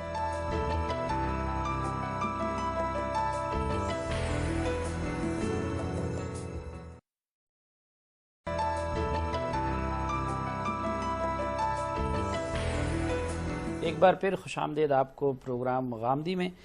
جاوید صاحب، یہی آپ پہ اعتراض ہوتا ہے، یعنی باقی سب لوگ تو کسی نہ کسی مسلک کے ساتھ منسلک ہیں۔ وہ کہتے ہیں کہ ہر معاملے میں ان کے پہلے جو ائمہ ہے انہوں نے جو رائے قائم کی ہے اسی کی تناظر میں آپ بات کریں گے اور عمل کریں گے۔ آپ کہتے ہیں کہ نہیں، ہر معاملے کو قرآن و سنت کی کسوٹی پہ پرکھا جائے گا۔ سوال یہ ہے کہ کیا ہر مسلمان میں یہ صلاحیت ہے کہ وہ ہر بات کو قرآن سنت کی کسوٹی پہ پرکھے؟ ہر مسلمان یہ کام کرتا بھی نہیں۔ اگر کسی آدمی نے اپنے اندر یہ اہلیت پیدا کی ہے تو وہی ظاہر ہے کہ یہ کام کرے گا، اور جب وہ یہ کام کرے گا تو دوسرے اہل علم کو حق حاصل ہے کہ اس کی غلطی واضح کر دیں۔ علم اور تحقیق کا دروازہ بند نہیں کیا جا سکتا۔ ہمارے لیے اصل ماخذ کی حیثیت قرآن و سنت کو حاصل ہے۔ اللہ کے پیغمبر نے کیا بات کہی ہے، دین وہی ہے۔ اگر آپ کسی اور کو یہ حیثیت دیں گے تو اس کے معنی یہ ہے کہ آپ پیغمبر کے مقابلے میں ایک اور پیغمبری کا دعویٰ کر رہے ہیں۔ رسالت مآب صلی اللہ علیہ وسلم ہی دین کا تنہا ماخذ ہے۔ دین کی حیثیت سے جو بات کی جائے گی اس کے لیے آپ کی سند ضروری ہے۔ اب ظاہر ہے کہ اگر علماء نے کوئی بات کہی ہے یا کسی ایک نقطہ نظر کے علماء نے یا کسی مکتب فکر کے علماء نے کوئی زاویہ نظر اختیار کیا ہے تو اس کا جائزہ اس امت میں پہلے بھی لیا جاتا رہا ہے۔ اس کا جائزہ مجھے بھی لینے کا حق ہے، اس کا جائزہ بعض دوسرے اہل علم بھی لیتے رہیں گے۔ میں جو کچھ کہہ رہا ہوں آپ کو حق حاصل ہے کہ آپ اس پر تنقید کریں۔ جب کوئی شخص کسی خاص فن میں اختصاص پیدا کرتا ہے تو وہ اس میں اپنی تحقیق، اپنا نقطہ نظر بیان کر دیتا ہے۔ دوسرے لوگوں کو حق حاصل ہے کہ اس کو ادھیڑ کر رکھ دیں، اس کے دلائل کا تجزیہ کر دیں۔ علم اس سے آگے بڑھتا ہے۔ یہ جو اختلاف ہے اسی سے اصل میں مغرب نے ترقی کی ہے، اسی سے مسلمانوں کے اہل علم جیسے آپ قرآن و سنت تو ہر آدمی تو نہیں سمجھ سکتا نا، کہ سلیم صاحب اٹھ کے تو براہ راست قرآن و سنت کو نہیں سمجھ سکتا نا۔ کسی صاحب علم پہ وہ اعتماد کرے گا نا جی۔ اب سوال یہ ہے کہ میں اگر اس دور کے جاوید احمد غامدی، ڈاکٹر اسرار احمد، کسی دوسرے صاحب پہ اعتماد کی بجائے یا اس کی تقلید کی بجائے میں جو پہلے سے بڑے بڑے ائمہ ہیں ان کی تقلید کیوں نہ کروں، ان کی رائے پہ کیوں اعتماد نہ کروں؟ آپ کو حق حاصل ہے، آپ یہ طریقہ اختیار کر لیں، لیکن اصل طریقہ جو صحابہ کرام کا طریقہ تھا وہ یہ ہے کہ آپ تمام اہل علم کی آراء کو دیکھیں۔ جب آپ کو کوئی رائے قائم کرنی ہے تو آپ دیکھیں کہ اس میں مختلف اہل علم کیا کہہ رہے ہیں، جس کی دلیل آپ کو مضبوط لگے اس کو آپ قبول کر لیں۔ ان کا طریقہ یہی تھا۔ اچھا، اس کا مطلب یہ نہیں ہے کہ ہر آدمی، عام آدمی کی بات کر رہا ہوں، وہ محقق بن کے کھڑا ہو جائے گا۔ نہیں، بات یہ ہے کہ آپ نے ایک دین سیکھا، اس کی بنیاد پر آپ زندگی بسر کر رہے تھے، کسی دوسرے صاحب علم نے آپ کو یہ بتایا کہ اس میں یہ غلطی ہے، اب اس کی بات توجہ کے ساتھ سن لیجئے۔ اگر اس کی دلیل مضبوط ہے تو قبول کر لیجئے، اگر مضبوط نہیں ہے تو رد کر دیجئے۔ یہ ایک زندہ عمل ہے، یہ عام آدمی کو بھی کرنا ہے اور یہ خواص کو بھی کرنا ہے۔ لیکن یہ بات کہ دین میں تحقیق کی جائے، کوئی نیا نقطہ نظر قائم کیا جائے، پہلے اہل علم کی کسی چیز کے بارے میں وضاحت کی جائے کہ اس میں کوئی غلطی تو نہیں ہو گئی، یہ انہی لوگوں کا کام ہے کہ جو اس کا اختصاص پیدا کریں۔ اب اگر کسی شخص نے یہ اختصاص اپنے اندر پیدا کر لیا ہے تو وہ یہ کام کرے گا۔ ہو سکتا ہے کہ دوسرے لوگ اس کی غلطی واضح کر دیں اور اس کے نتیجے میں ایک نیا حق سامنے آ جائے، یا حقیقت کا کوئی ایسا پہلو سامنے آ جائے جو اس سے پہلے اجل رہا ہے۔ تو ترقی کے لیے، علم کی ترقی کے لیے، جس طرح سائنسی علوم میں یہ ضروری ہے کہ سارے مواد کا جائزہ لیا جاتا رہے، اسی طرح دینی علوم میں بھی یہ ضروری ہے کہ سارے مواد کا جائزہ لیا جاتا رہے۔ آپ نے وہ صلاحیت اپنے اندر پیدا کی؟ دیکھیے، میں تو ایک طالب علم ہوں، اور ظاہر ہے کہ میں جب یہ محسوس کرتا ہوں کہ میں ایک کام کر سکتا ہوں تو اسی وقت کرتا ہوں۔ میں اپنے بارے میں کوئی زوم نہیں رکھتا، کوئی دعویٰ نہیں کرتا، میں اپنی بات دلائل کے ساتھ بیان کر دیتا ہوں۔ جس شخص کو بھی اس پہ تنقید کرنی ہے وہ اس کے صحیح اور سقیم کو الگ کر سکتا ہے۔ نہیں، مثلا ان پروگراموں میں جو ڈسکس ہوئے جو موضوعات، تمام علماء کہتے ہیں کہ سیاست ضروری ہے، فرض ہے علماء کے لیے۔ آپ نے فرمایا کہ نہیں، وہ ضروری بھی نہیں اور اس کا نقصان سامنے آتا ہے۔ اب مثلا وہی سوال میں اس پہ پھر آتا ہوں کہ تمام علماء، تمام دینی شخصیات کہتے ہیں کہ امر بالمعروف و نہی عن المنکر ایک مسلمان کا اولین فریضہ ہے. آپ اس کے بارے میں کیا کہتے ہیں؟ یہ میں پھر ایک بات کی وضاحت کر دوں کہ تمام علماء سے کیا مراد ہوتی ہے. میں نے تو آپ کے سامنے پوری تاریخ کے جلیل القدر ائمہ رکھ دیے تھے کہ انہوں نے بالکل وہی رویہ اختیار کیا جو میں اختیار کیے ہوئے ہوں. امر بالمعروف اور نہی عن المنکر کے بارے میں بھی ایک غلط فہمی ہے جو لوگوں کو اردو زبان کی تعبیر کی وجہ سے لاحق ہو گئی ہے. وہ غلط فہمی یہ ہے کہ ہمارے ہاں امر کا لفظ ہمیشہ حکم دینے کے معنی میں استعمال ہوتا ہے. عربی زبان میں ایسا نہیں ہوتا. عربی زبان میں امر کا لفظ، اطاعت کا لفظ، یہ حکم دینے کے لیے بھی آتا ہے، مشورہ دینے کے لیے بھی آتا ہے، ترغیب دینے کے لیے بھی آتا ہے، تلقین کرنے کے لیے بھی آتا ہے. عربی زبان کا ایک بہت خوبصورت شعر ہے، اس میں اطاعت کا لفظ بھی استعمال ہوا ہے اور امر کا لفظ بھی استعمال ہوا ہے. شاعر اپنی محبوبہ سے یہ کہتا ہے کہ اطاعت لعامری کا بسرم حبلی مریہم فی حبت ہم بذاکی، تو نے انہی کی بات مانی جو تمہیں مجھ سے تعلق توڑ لینے کے مشورے دے رہے تھے. ذرا ان کو ان کے محبوبوں کے بارے میں بھی یہی مشورہ دے کر دیکھو. دیکھیے اس میں اطاعت کا لفظ بھی استعمال ہوا، امر کا لفظ بھی استعمال ہوا، لیکن یہ حکم دینے کے معنی میں استعمال نہیں ہوا. ترغیب دینا، مشورہ دینا، تلقین کرنا. تو امر بالمعروف اور نہی عن المنکر اصل میں تبلیغ و دعوت کا فریضہ ہے. اسی کی طرف میں نے بار بار توجہ دلائی ہے کہ ہمیں لوگوں کو بھلائی کی تلقین کرنی ہے، ہمیں لوگوں کو بری چیزوں سے روکنا ہے. اس میں دو غلط فہمیاں ہیں، ایک تو لفظ امر سے ہوئی ہے اور دوسری غلط فہمی معروف اور منکر سے ہوئی ہے. لوگ معروف اور منکر کو دینی احکام سمجھتے ہیں. معروف کا مطلب ہے وہ بھلائیاں جو پوری انسانیت کے نزدیک مسلمہ طور پر بھلائیاں ہیں، اور منکر سے مراد ہے وہ برائیاں جو پوری انسانیت کے نزدیک برائیاں سمجھی جاتی ہیں. جس طرح مثال کے طور پر کوئی آدمی چوری کرتا ہے، جھوٹ بولتا ہے، بددیانتی اختیار کرتا ہے، ملاوٹ کرتا ہے، ان چیزوں کے بارے میں لوگوں کو توجہ دلانا کہ یہ منکرات ہیں، ان سے بچو. اور اسی طریقے سے معروفات ہے، سچ بولنا ہے، لوگوں کے ساتھ بھلائی کرنا ہے، والدین کی خدمت کرنا ہے، اور اسی نوعیت کی دوسری چیزیں، ان سے متعلق لوگوں کو توجہ دلانا کہ انہیں اختیار کرو. تو امر بالمعروف اور نہی عن المنکر میں لفظ امر کو سمجھ لینا چاہیے، یہ نصیحت اور تلقین کے معنی میں استعمال ہوا اور حکم کے معنی میں نہیں ہے. بعض حالات ایسے ہوں گے کہ جب آپ کے پاس اختیار ہوگا تو حکم کے معنی میں بھی استعمال ہو جائے گا. جیسے کہ اگر کسی شخص کو اپنے گھر پر اختیار حاصل ہے، شوہر کو اللہ تعالیٰ نے ایک درجے میں اختیار دیا ہے، ماں باپ کو ایک درجے میں اختیار دیا ہے، کسی ادارے کے سربراہ کو ایک درجے میں اختیار حاصل ہو جاتا ہے، کسی مملکت کے سربراہ کو یا پارلیمنٹ کو اختیار حاصل ہو جاتا ہے، تو وہاں بعض معاملات میں حکم بھی دیا جاتا ہے اور طاقت کے ذریعے سے کسی چیز کو روکا بھی جاتا ہے. لیکن وہ صرف دائرہ اختیار سے متعلق ہوتا ہے. دائرہ اختیار سے باہر امر بالمعروف اور نہی عن المنکر کا مطلب ہے تلقین کرنا، نصیحت کرنا، لوگوں کو موعظت کے انداز میں استدلال کے ساتھ چیزوں کی طرف توجہ دلانا. ناظرین، جاوید احمد غامدی صاحب فرماتے ہیں کہ امر بالمعروف کا مطلب ہے تلقین کرنا، نصیحت کرنا نیکی کے لیے. لیکن سوال یہ ہے کہ پھر نہی عن المنکر کا فریضہ کیسے ادا ہو سکتا ہے؟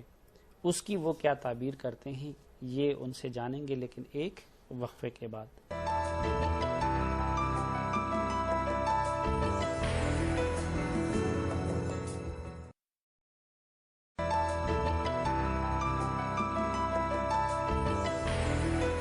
ایک بار پھر خوش آمدید کہتے ہیں آپ کو پروگرام غامدی میں. اور وقفے سے پہلے بات ہو رہی تھی جاوید احمد غامدی صاحب کے ساتھ امر بالمعروف و نہی عن المنکر سے متعلق. ایسے چلو اگر وہ بات ہم مان لیتے ہیں کہ امر بالمعروف کا مقصد یا مطلب صرف تلقین کرنا ہے نیکی کا، لیکن نہیں کہ اس میں ترجمے یا اس میں تو کوئی اختلاف نہیں ہے نا. نہی عن المنکر کا مطلب تو یہی ہے نا کہ آپ برائی سے روکیں گے. یہ روکنے کے بھی درجے ہیں. جس حدیث میں یہ بات بیان ہوئی ہے اسی میں اس کے درجات بیان ہو گئے ہیں. کسی شخص کے دائرہ اختیار میں اگر کوئی منکر سامنے آتا ہے تو رسول اللہ صلی اللہ علیہ وسلم نے فرمایا ہے کہ اسے چاہیے کہ وہ طاقت سے اس کو روک دے.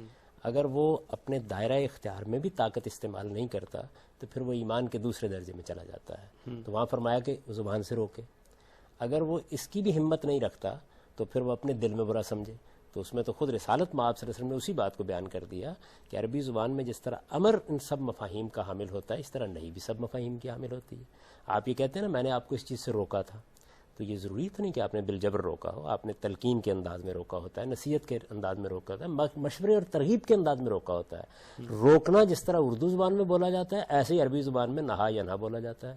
تو اس وجہ سے اس میں بھی کوئی جبر داخل نہیں کر دیا گیا. اصل میں ہوتا یہ ہے کہ جب کوئی تعبیر یا اصطلاح اختیار کر لی جاتی ہے تو بعض اوقات لوگ اس کی وسعتوں کو فراموش کر دیتے ہیں. امر بالمعروف نہی عن المنکر دونوں کا مطلب یہی ہے کہ تلقین اور نصیحت کے انداز میں کسی چیز کی طرف توجہ دلانا، تلقین اور نصیحت کے انداز میں نہیں جاوید صاحب، اس میں تو دیکھیں جو حدیث ہے اس میں تو یہ کہا گیا ہے کہ من رأى منکم منکرا فلیغیرہ بیدہ، پہلے ہاتھ سے روکو.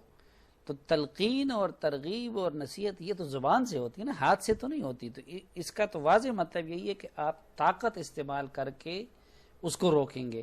تو یہ تو آپ کی اس بات کی نفی ہے. یہی میں نے عرض کیا ہے کہ جس وقت انسان کے دائرہ اختیار میں کوئی منکر سامنے آئے گا تو پھر حضور نے یہ فرمایا کہ اسے وہ طاقت سے روک دے. حکمران کا کام یہ نہیں ہے کہ وہ صرف تلقین و نصیحت کرتا رہے. پولیس آئے گی اور ملاوٹ کرنے والے کو پکڑ لے گی. میرے گھر میں اگر کسی منکر کا ارتکاب ہوتا ہے، میں گھر کا باپ ہوں تو میں اس کو طاقت سے روک دوں گا. یہ چیز ہے جس کی تلقین کی گئی ہے.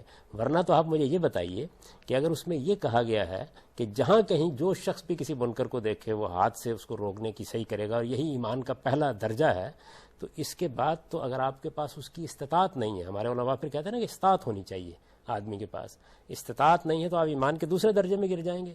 ایمان کے دوسرے درجے میں آپ تبھی گرتے ہیں کہ وہ آپ کے دائرہ اختیار کی چیز تھی.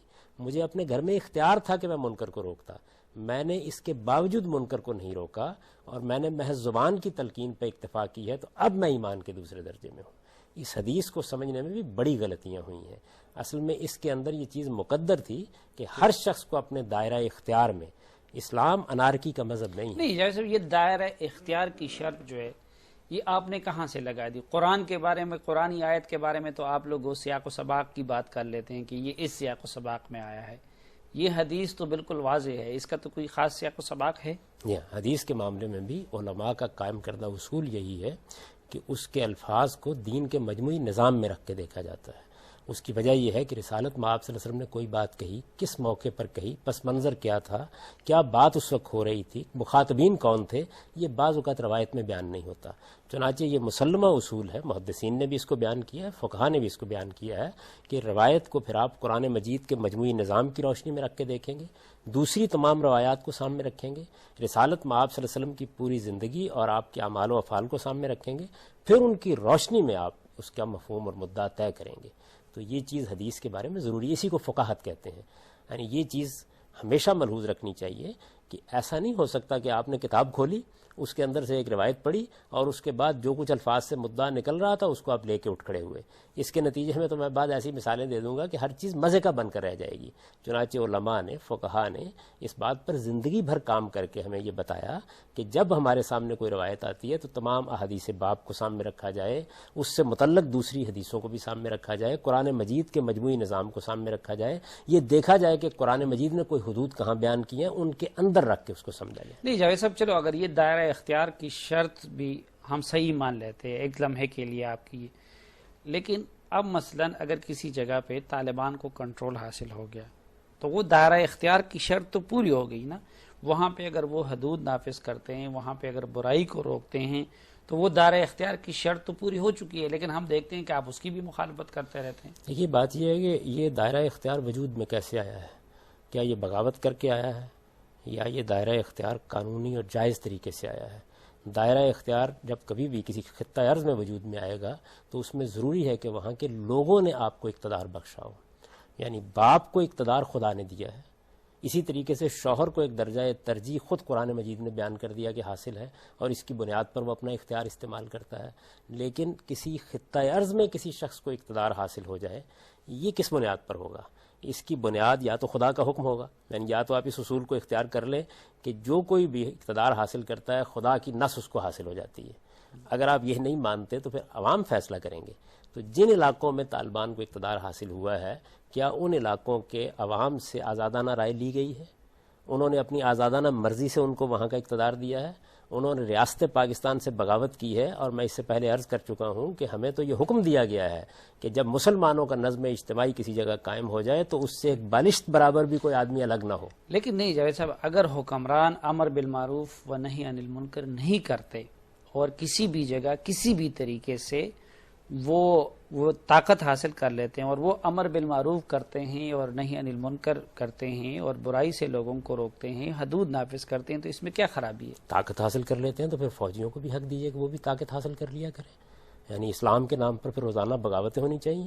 ان کو تو طاقت حاصل کرنے کے لیے اسلحہ بھی لینا پڑا ہوگا، ان کو لوگوں کو منظم بھی کرنا پڑا ہوگا. ملکوں کی فوجیں، پاکستان کی فوج ہو، سعودی عرب کی فوج ہو، ایران کی فوج ہو، تو ایسے ہی منظم ہے، تو پھر ان کو بھی حق دیں. یہ طاقت ان کے پاس موجود ہے، نیکی کے جذبے کے ساتھ روزانہ بغاوت کریں، حکومت پر قبضہ کر لیا کریں.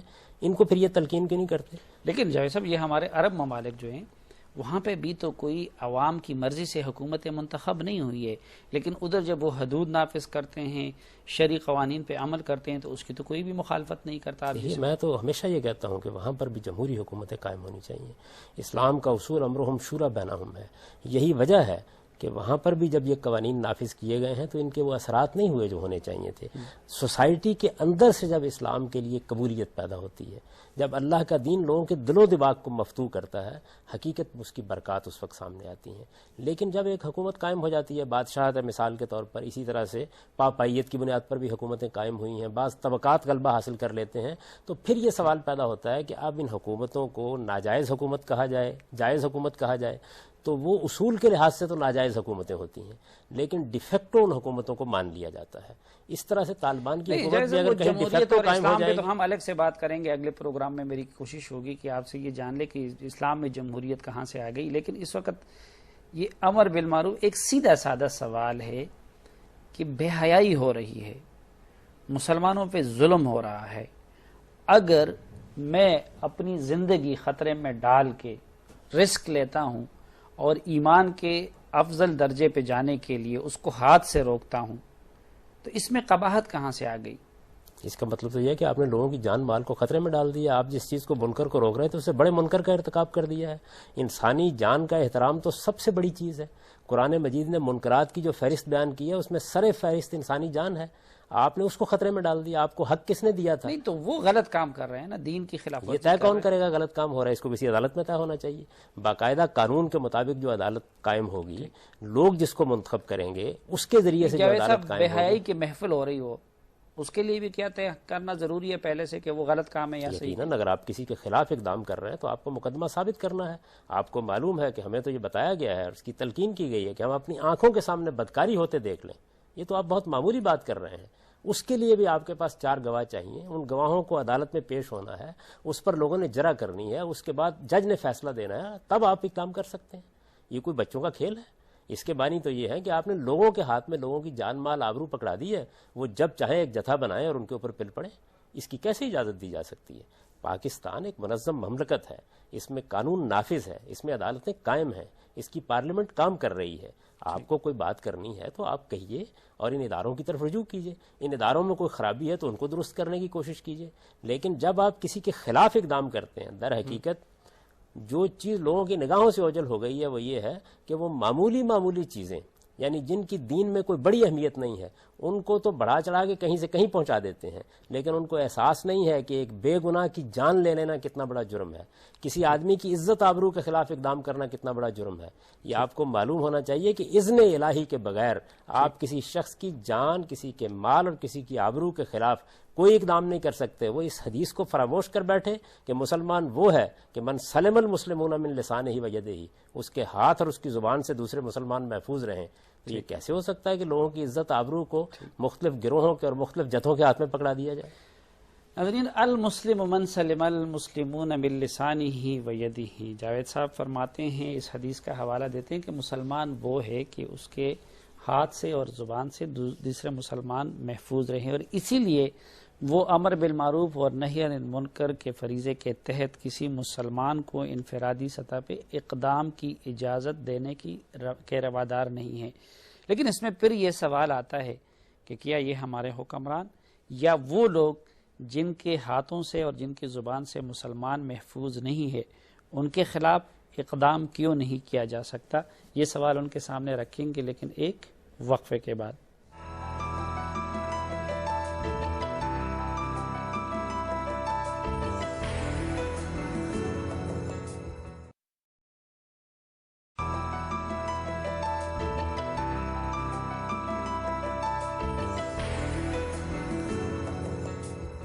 ویلکم بیک ناظرین، تشریف رکھتے ہیں میرے ساتھ جاوید احمد غامدی صاحب۔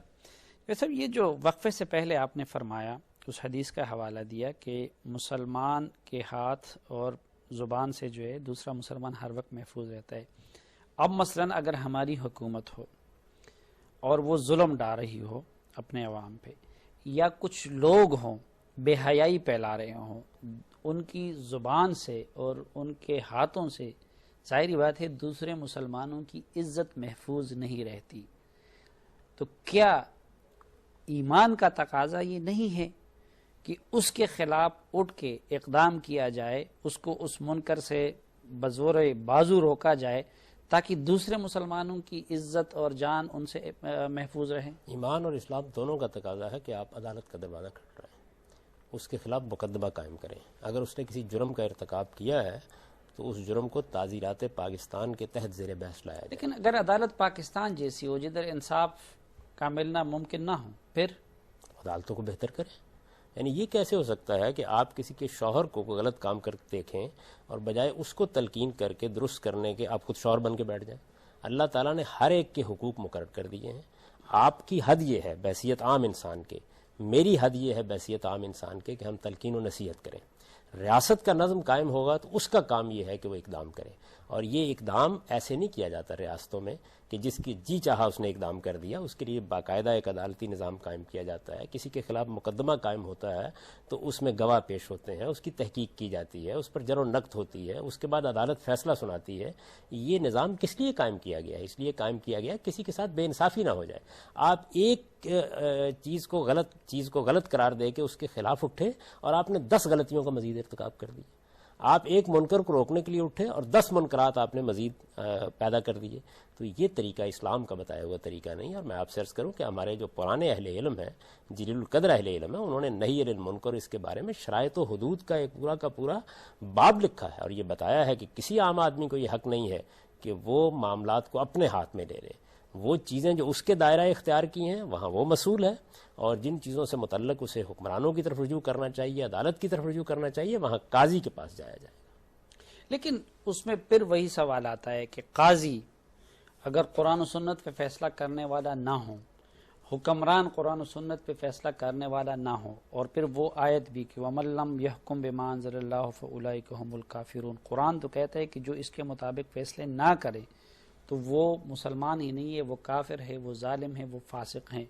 اور آپ مجھے ظلم دیکھنے کی صورت میں اس حکمران یا اس قاضی کے پاس بھیجنا چاہتے ہیں؟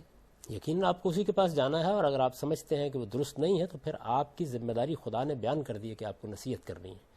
یعنی اللہ تعالیٰ نے آپ کو یہ بتایا کہ منکر کیا ہے، اور اللہ ہی نے یہ بتایا کہ اس منکر کے استحصال کے لیے آپ کو کیا کرنا ہے۔ یہ کتنی دلچسپ بات ہے کہ منکر کے بارے میں تو آپ نے خدا کی ہدایت دیکھ لی، لیکن اس کے استحصال کے بارے میں آپ کے سامنے انبیاء کا اسوہ نہیں رہا۔ انبیاء علیہم السلام کس منصب پر فائز ہوئے؟ ان کے سامنے بھی منکرات تھے۔ آپ کے علم میں ہے کہ بیت اللہ میں بت رکھے ہوئے تھے، رسالت بآب صلی اللہ علیہ وسلم جب تک اقتدار حاصل نہیں ہوا ان بتوں کے درمیان میں کھڑے ہو کر نماز پڑھتے رہے، لیکن کبھی آپ نے اپنے ساتھیوں کو یہ نہیں کہا کہ ان کو اٹھا کے باہر پھینک دو۔ آپ مجھے یہ بتائیے کہ دین و شریعت کی روح سے شرک سے بڑا کوئی منکر ہو سکتا ہے؟ اس غیر معمولی صورتحال میں بھی خدا کے پیغمبر نے کوئی اقدام نہیں کیا کیونکہ ان کے پاس اقتدار نہیں تھا۔ تو یہ اسوہ قائم کیا ہمارے لیے اور تعلیم دی ہمیں کہ ہم کوئی انارکسٹ نہ ہوں، ہم فساد نہ پیدا کریں، اختلال نہ پیدا کریں۔ ہماری جورسڈکشن کیا ہے؟ لیکن جیسا بعض اوقات تو انارکی کو ختم کرنے کے لیے بھی بندوق اٹھانی پڑتی ہے اور طاقت استعمال کرنی پڑتی ہے۔ بندوق اس وقت اٹھانی پڑتی ہے جبکہ آپ کے پاس بندوق اٹھانے کے پورے اسباب پیدا ہو جائیں۔ کوئی علاقہ ایسا ہو جس کے لوگ آپ کو اقتدار دے دیں، وہ آپ کی حکومت کو تسلیم کر لیں۔ جب ایک باقاعدہ حکومت قائم ہو جائے گی، ایک منظم فورس وجود میں آئے گی، پھر وہ ظاہر ہے کہ انارکی کو ختم کرنے کے لیے نہیں، بھی وہ تو اقدامات آپ کرتی ہے۔ شروع سے مجھے اقدام کی اجازت دیں گے، میں کسی اقدام کے ساتھ کسی پیغام کے ساتھ اٹھوں گا نا تو تب لوگ میری طرف آئیں گے نا۔ تو آپ اس استدلال کے ساتھ لوگوں کو قائل کیے۔ لیکن آپ مجھے اس اقدام کی اجازت ہی نہیں دیتے، آپ کہتے ہیں یہ حرام ہے۔ آپ کو بہت بڑے اقدام کے لیے اللہ تعالیٰ نے کہا ہے، اور وہ یہ ہے کہ آپ دعوت پیش کریں۔ رسالت میں آپ صلی اللہ علیہ وسلم کو مدینے میں کیسے اقتدار حاصل ہوا تھا؟ آپ نے دعوت پیش کی تھی، وہاں کے رؤسائے قبائل نے آپ کی یہ حیثیت تسلیم کر لی تھی کہ آپ خدا کے لیکن جاوید صاحب اس کا تو ہمارے سامنے ایک اچھا ماڈل بھی آ گیا ہے۔ مثلا افغانستان میں انارکی تھی، مجاہدین کے دور میں ظلم ہو رہے تھے، ملا محمد عمر اٹھے بندوق لے کے، جلال قندھار میں، اور انہوں نے بندوق کی زور پہ لوگ ان کے ساتھ آ بھی گئے اور انہوں نے ثابت بھی کر دکھایا کہ ان کے دور میں افغانستان میں امن بھی آیا، کوئی ہل نہیں سکتا تھا، کوئی غلط کام کی جرت ہی نہیں کر سکتا تھا۔ تو اگر آپ کے اصول کو مان لیا جاتا تو پھر تو ملا عمر قندھار میں بندوق اٹھا ہی نہیں سکتے تھے۔ وہ اگر صرف اس وقت کے مجاہد لیڈروں کو نصیحت کرتے تو کیا وہ یہ منزل حاصل کر سکتے تھے؟ اس منظر سے کیا حاصل ہوا؟ یعنی اس کے نتیجے میں نہ برائی کرنے والا کچھ کر سکتا تھا، نہ اچھائی کرنے والا کچھ کر سکتا تھا۔ آپ انسانوں کو ایک جیل میں ڈال کے ایک وارڈن کی حیثیت سے دنیا کا نظم چلانا چاہتے ہیں۔ اللہ تعالیٰ نے دنیا کو جس اسکیم پر بنایا ہے وہ آزادی اور حریت ہے، اس کی بنیاد پر افغان عوام کو فیصلہ کرنے دیں کہ وہ کس کو اقتدار دیتے ہیں۔ کس چیز کو آپ بنیاد بنا کر، افغان عوام اس پہ خوش ہوئے تھے، افغان عوام نے اس کو ویلکم کیا تھا۔ آپ کو کیسے معلوم ہوا؟ ان کے دور میں امن تھا۔ یہ کیسے معلوم ہوا آپ کو کہ افغان عوام خوش ایسے ہوئے؟ بھی معلوم ہوا کہ آپ دیکھیں، یعنی کوئی آدمی، یہ تو کہا جا سکتا ہے کہ پرویز مشرف کے زمانے میں آپ پاکستان کے عوام بہت خوش تھے، کیوں تحریک چلا رہے تھے آپ؟ وہ بھی یہی دعویٰ کرتے ہیں کہ پاکستان کے عوام نے تو میرے آنے پر دیگیں پکائی تھی اور مٹھائیاں بانٹی تھیں، پھر تو ہر فوجی، ہر عامل۔ لیکن جب پرویز مشرف کو رخصت کیا گیا تو اس کے لیے کوئی نہیں اٹھا، لیکن جب ملا محمد عمر کے اقتدار کو ختم کیا گیا تو اب دیکھیں ہزاروں لاکھوں کی تعداد میں افغانی اس کا ساتھ دے کے اس کی حکومت کو بحال کرنے کے لیے جان دے رہے ہیں۔ پھر تو بہت آسان سی بات ہے، پھر تو اس کے لیے کسی جدوجہد کی ضرورت نہیں ہے۔ اگر اتنی بڑی تعداد میں افغان عوام ساتھ ہیں تو وہ میدان میں آئیں، انتخابات لڑیں، افغان عوام کا اعتماد حاصل کر لیں، اس کے بعد ان کو حق حاصل ہے کہ جس نقطہ نظر کو وہ درست سمجھتے ہیں اسے افغانستان میں نافذ انتخاب کریں۔ تو وہ کرنے نہیں دیتے نا، نہ انتخاب میں ان کو حصہ لینے دیتے۔ انتخابات تو بار بار ہوئے ہیں، آج وہ ہتھیار پھینک دیں تو پوری دنیا ان کے ساتھ کھڑی ہوگی۔ کیا آپ اس سے انکار کرتے ہیں کہ موجودہ دور سے بھی اور مجاہدین کے دور کے مقابلے میں بھی اور نجیب کے دور کے مقابلے میں بھی ملا محمد عمر کے دور میں امن بھی زیادہ تھا، لوگوں کی خوشی بھی زیادہ تھی، انصاف بھی ملتا تھا؟ ایسا امن جیل خانے میں بھی ہوتا ہے۔ میں نے پھر عرض کروں گا میں آپ سے کہ امن وہ درکار ہے جس میں لوگوں کی آزادی بحال ہو، حریت قائم ہو، وہ تنقید کر سکیں، وہ اپنی بات کہہ سکیں۔ جہاں کسی انسان کے لیے اختلاف کرنے کی جسارت کرنا جرم بن جائے، اس امن کے بارے میں آپ کیا رائے قائم اچھا، کریں؟ پھر آپ اس آیت کی کیا تشریح کرتے ہیں کہ جس میں کہا گیا کہ کنتم خیر امت اخرجت للناس؟ اس میں یہی بات کہی گئی ہے صحابہ کرام کو مخاطب کر کے کہ تم ایک بہترین امت ہو، اور تمہارے بہترین امت ہونے کی دلیل یہ ہے کہ تم لوگوں کو بھلائی کی تلقین کرتے ہو اور برائیوں سے روکتے ہو۔ بھلائی کی تلقین کرنا، برائیوں سے روکنا، یہی امت مسلمہ کا شعار ہے۔ صحابہ کرام اسی کی بنیاد پر خیر امت تھے۔ ہم بھی آج اگر یہی رویہ اختیار کریں گے تو خیر امت بنیں گے۔ بہت شکریہ جاوید احمد غامدی صاحب۔ ناظرین، جاوید احمد غامدی صاحب نے آج کی گفتگو میں بھی اس طرف اشارہ کیا اور اس سے پہلے پروگراموں میں بھی انہوں نے جمہوریت کا تذکرہ کیا ہے۔ اگلے پروگرام میں زندگی رہی تو ان کے ساتھ اس سوال سے متعلق گفتگو ہوگی کہ کیا اسلام میں جمہوریت کی گنجائش ہے، اور وہ جو جمہوریت پہ زور دیتے ہیں تو کیا موجودہ جمہوریت اسلام اور شریعت کے اصولوں سے موافق ہے یا نہیں۔ ان سوالوں پہ بات ہوگی انشاءاللہ اگلے پروگرام میں۔ آج کے پروگرام سے جاوید احمد غامدی صاحب کی شکریہ کے ساتھ اور اس دعا کے ساتھ کہ آپ جہاں بھی رہیں خوش رہیں، اجازت چاہتا ہوں۔ اللہ حافظ۔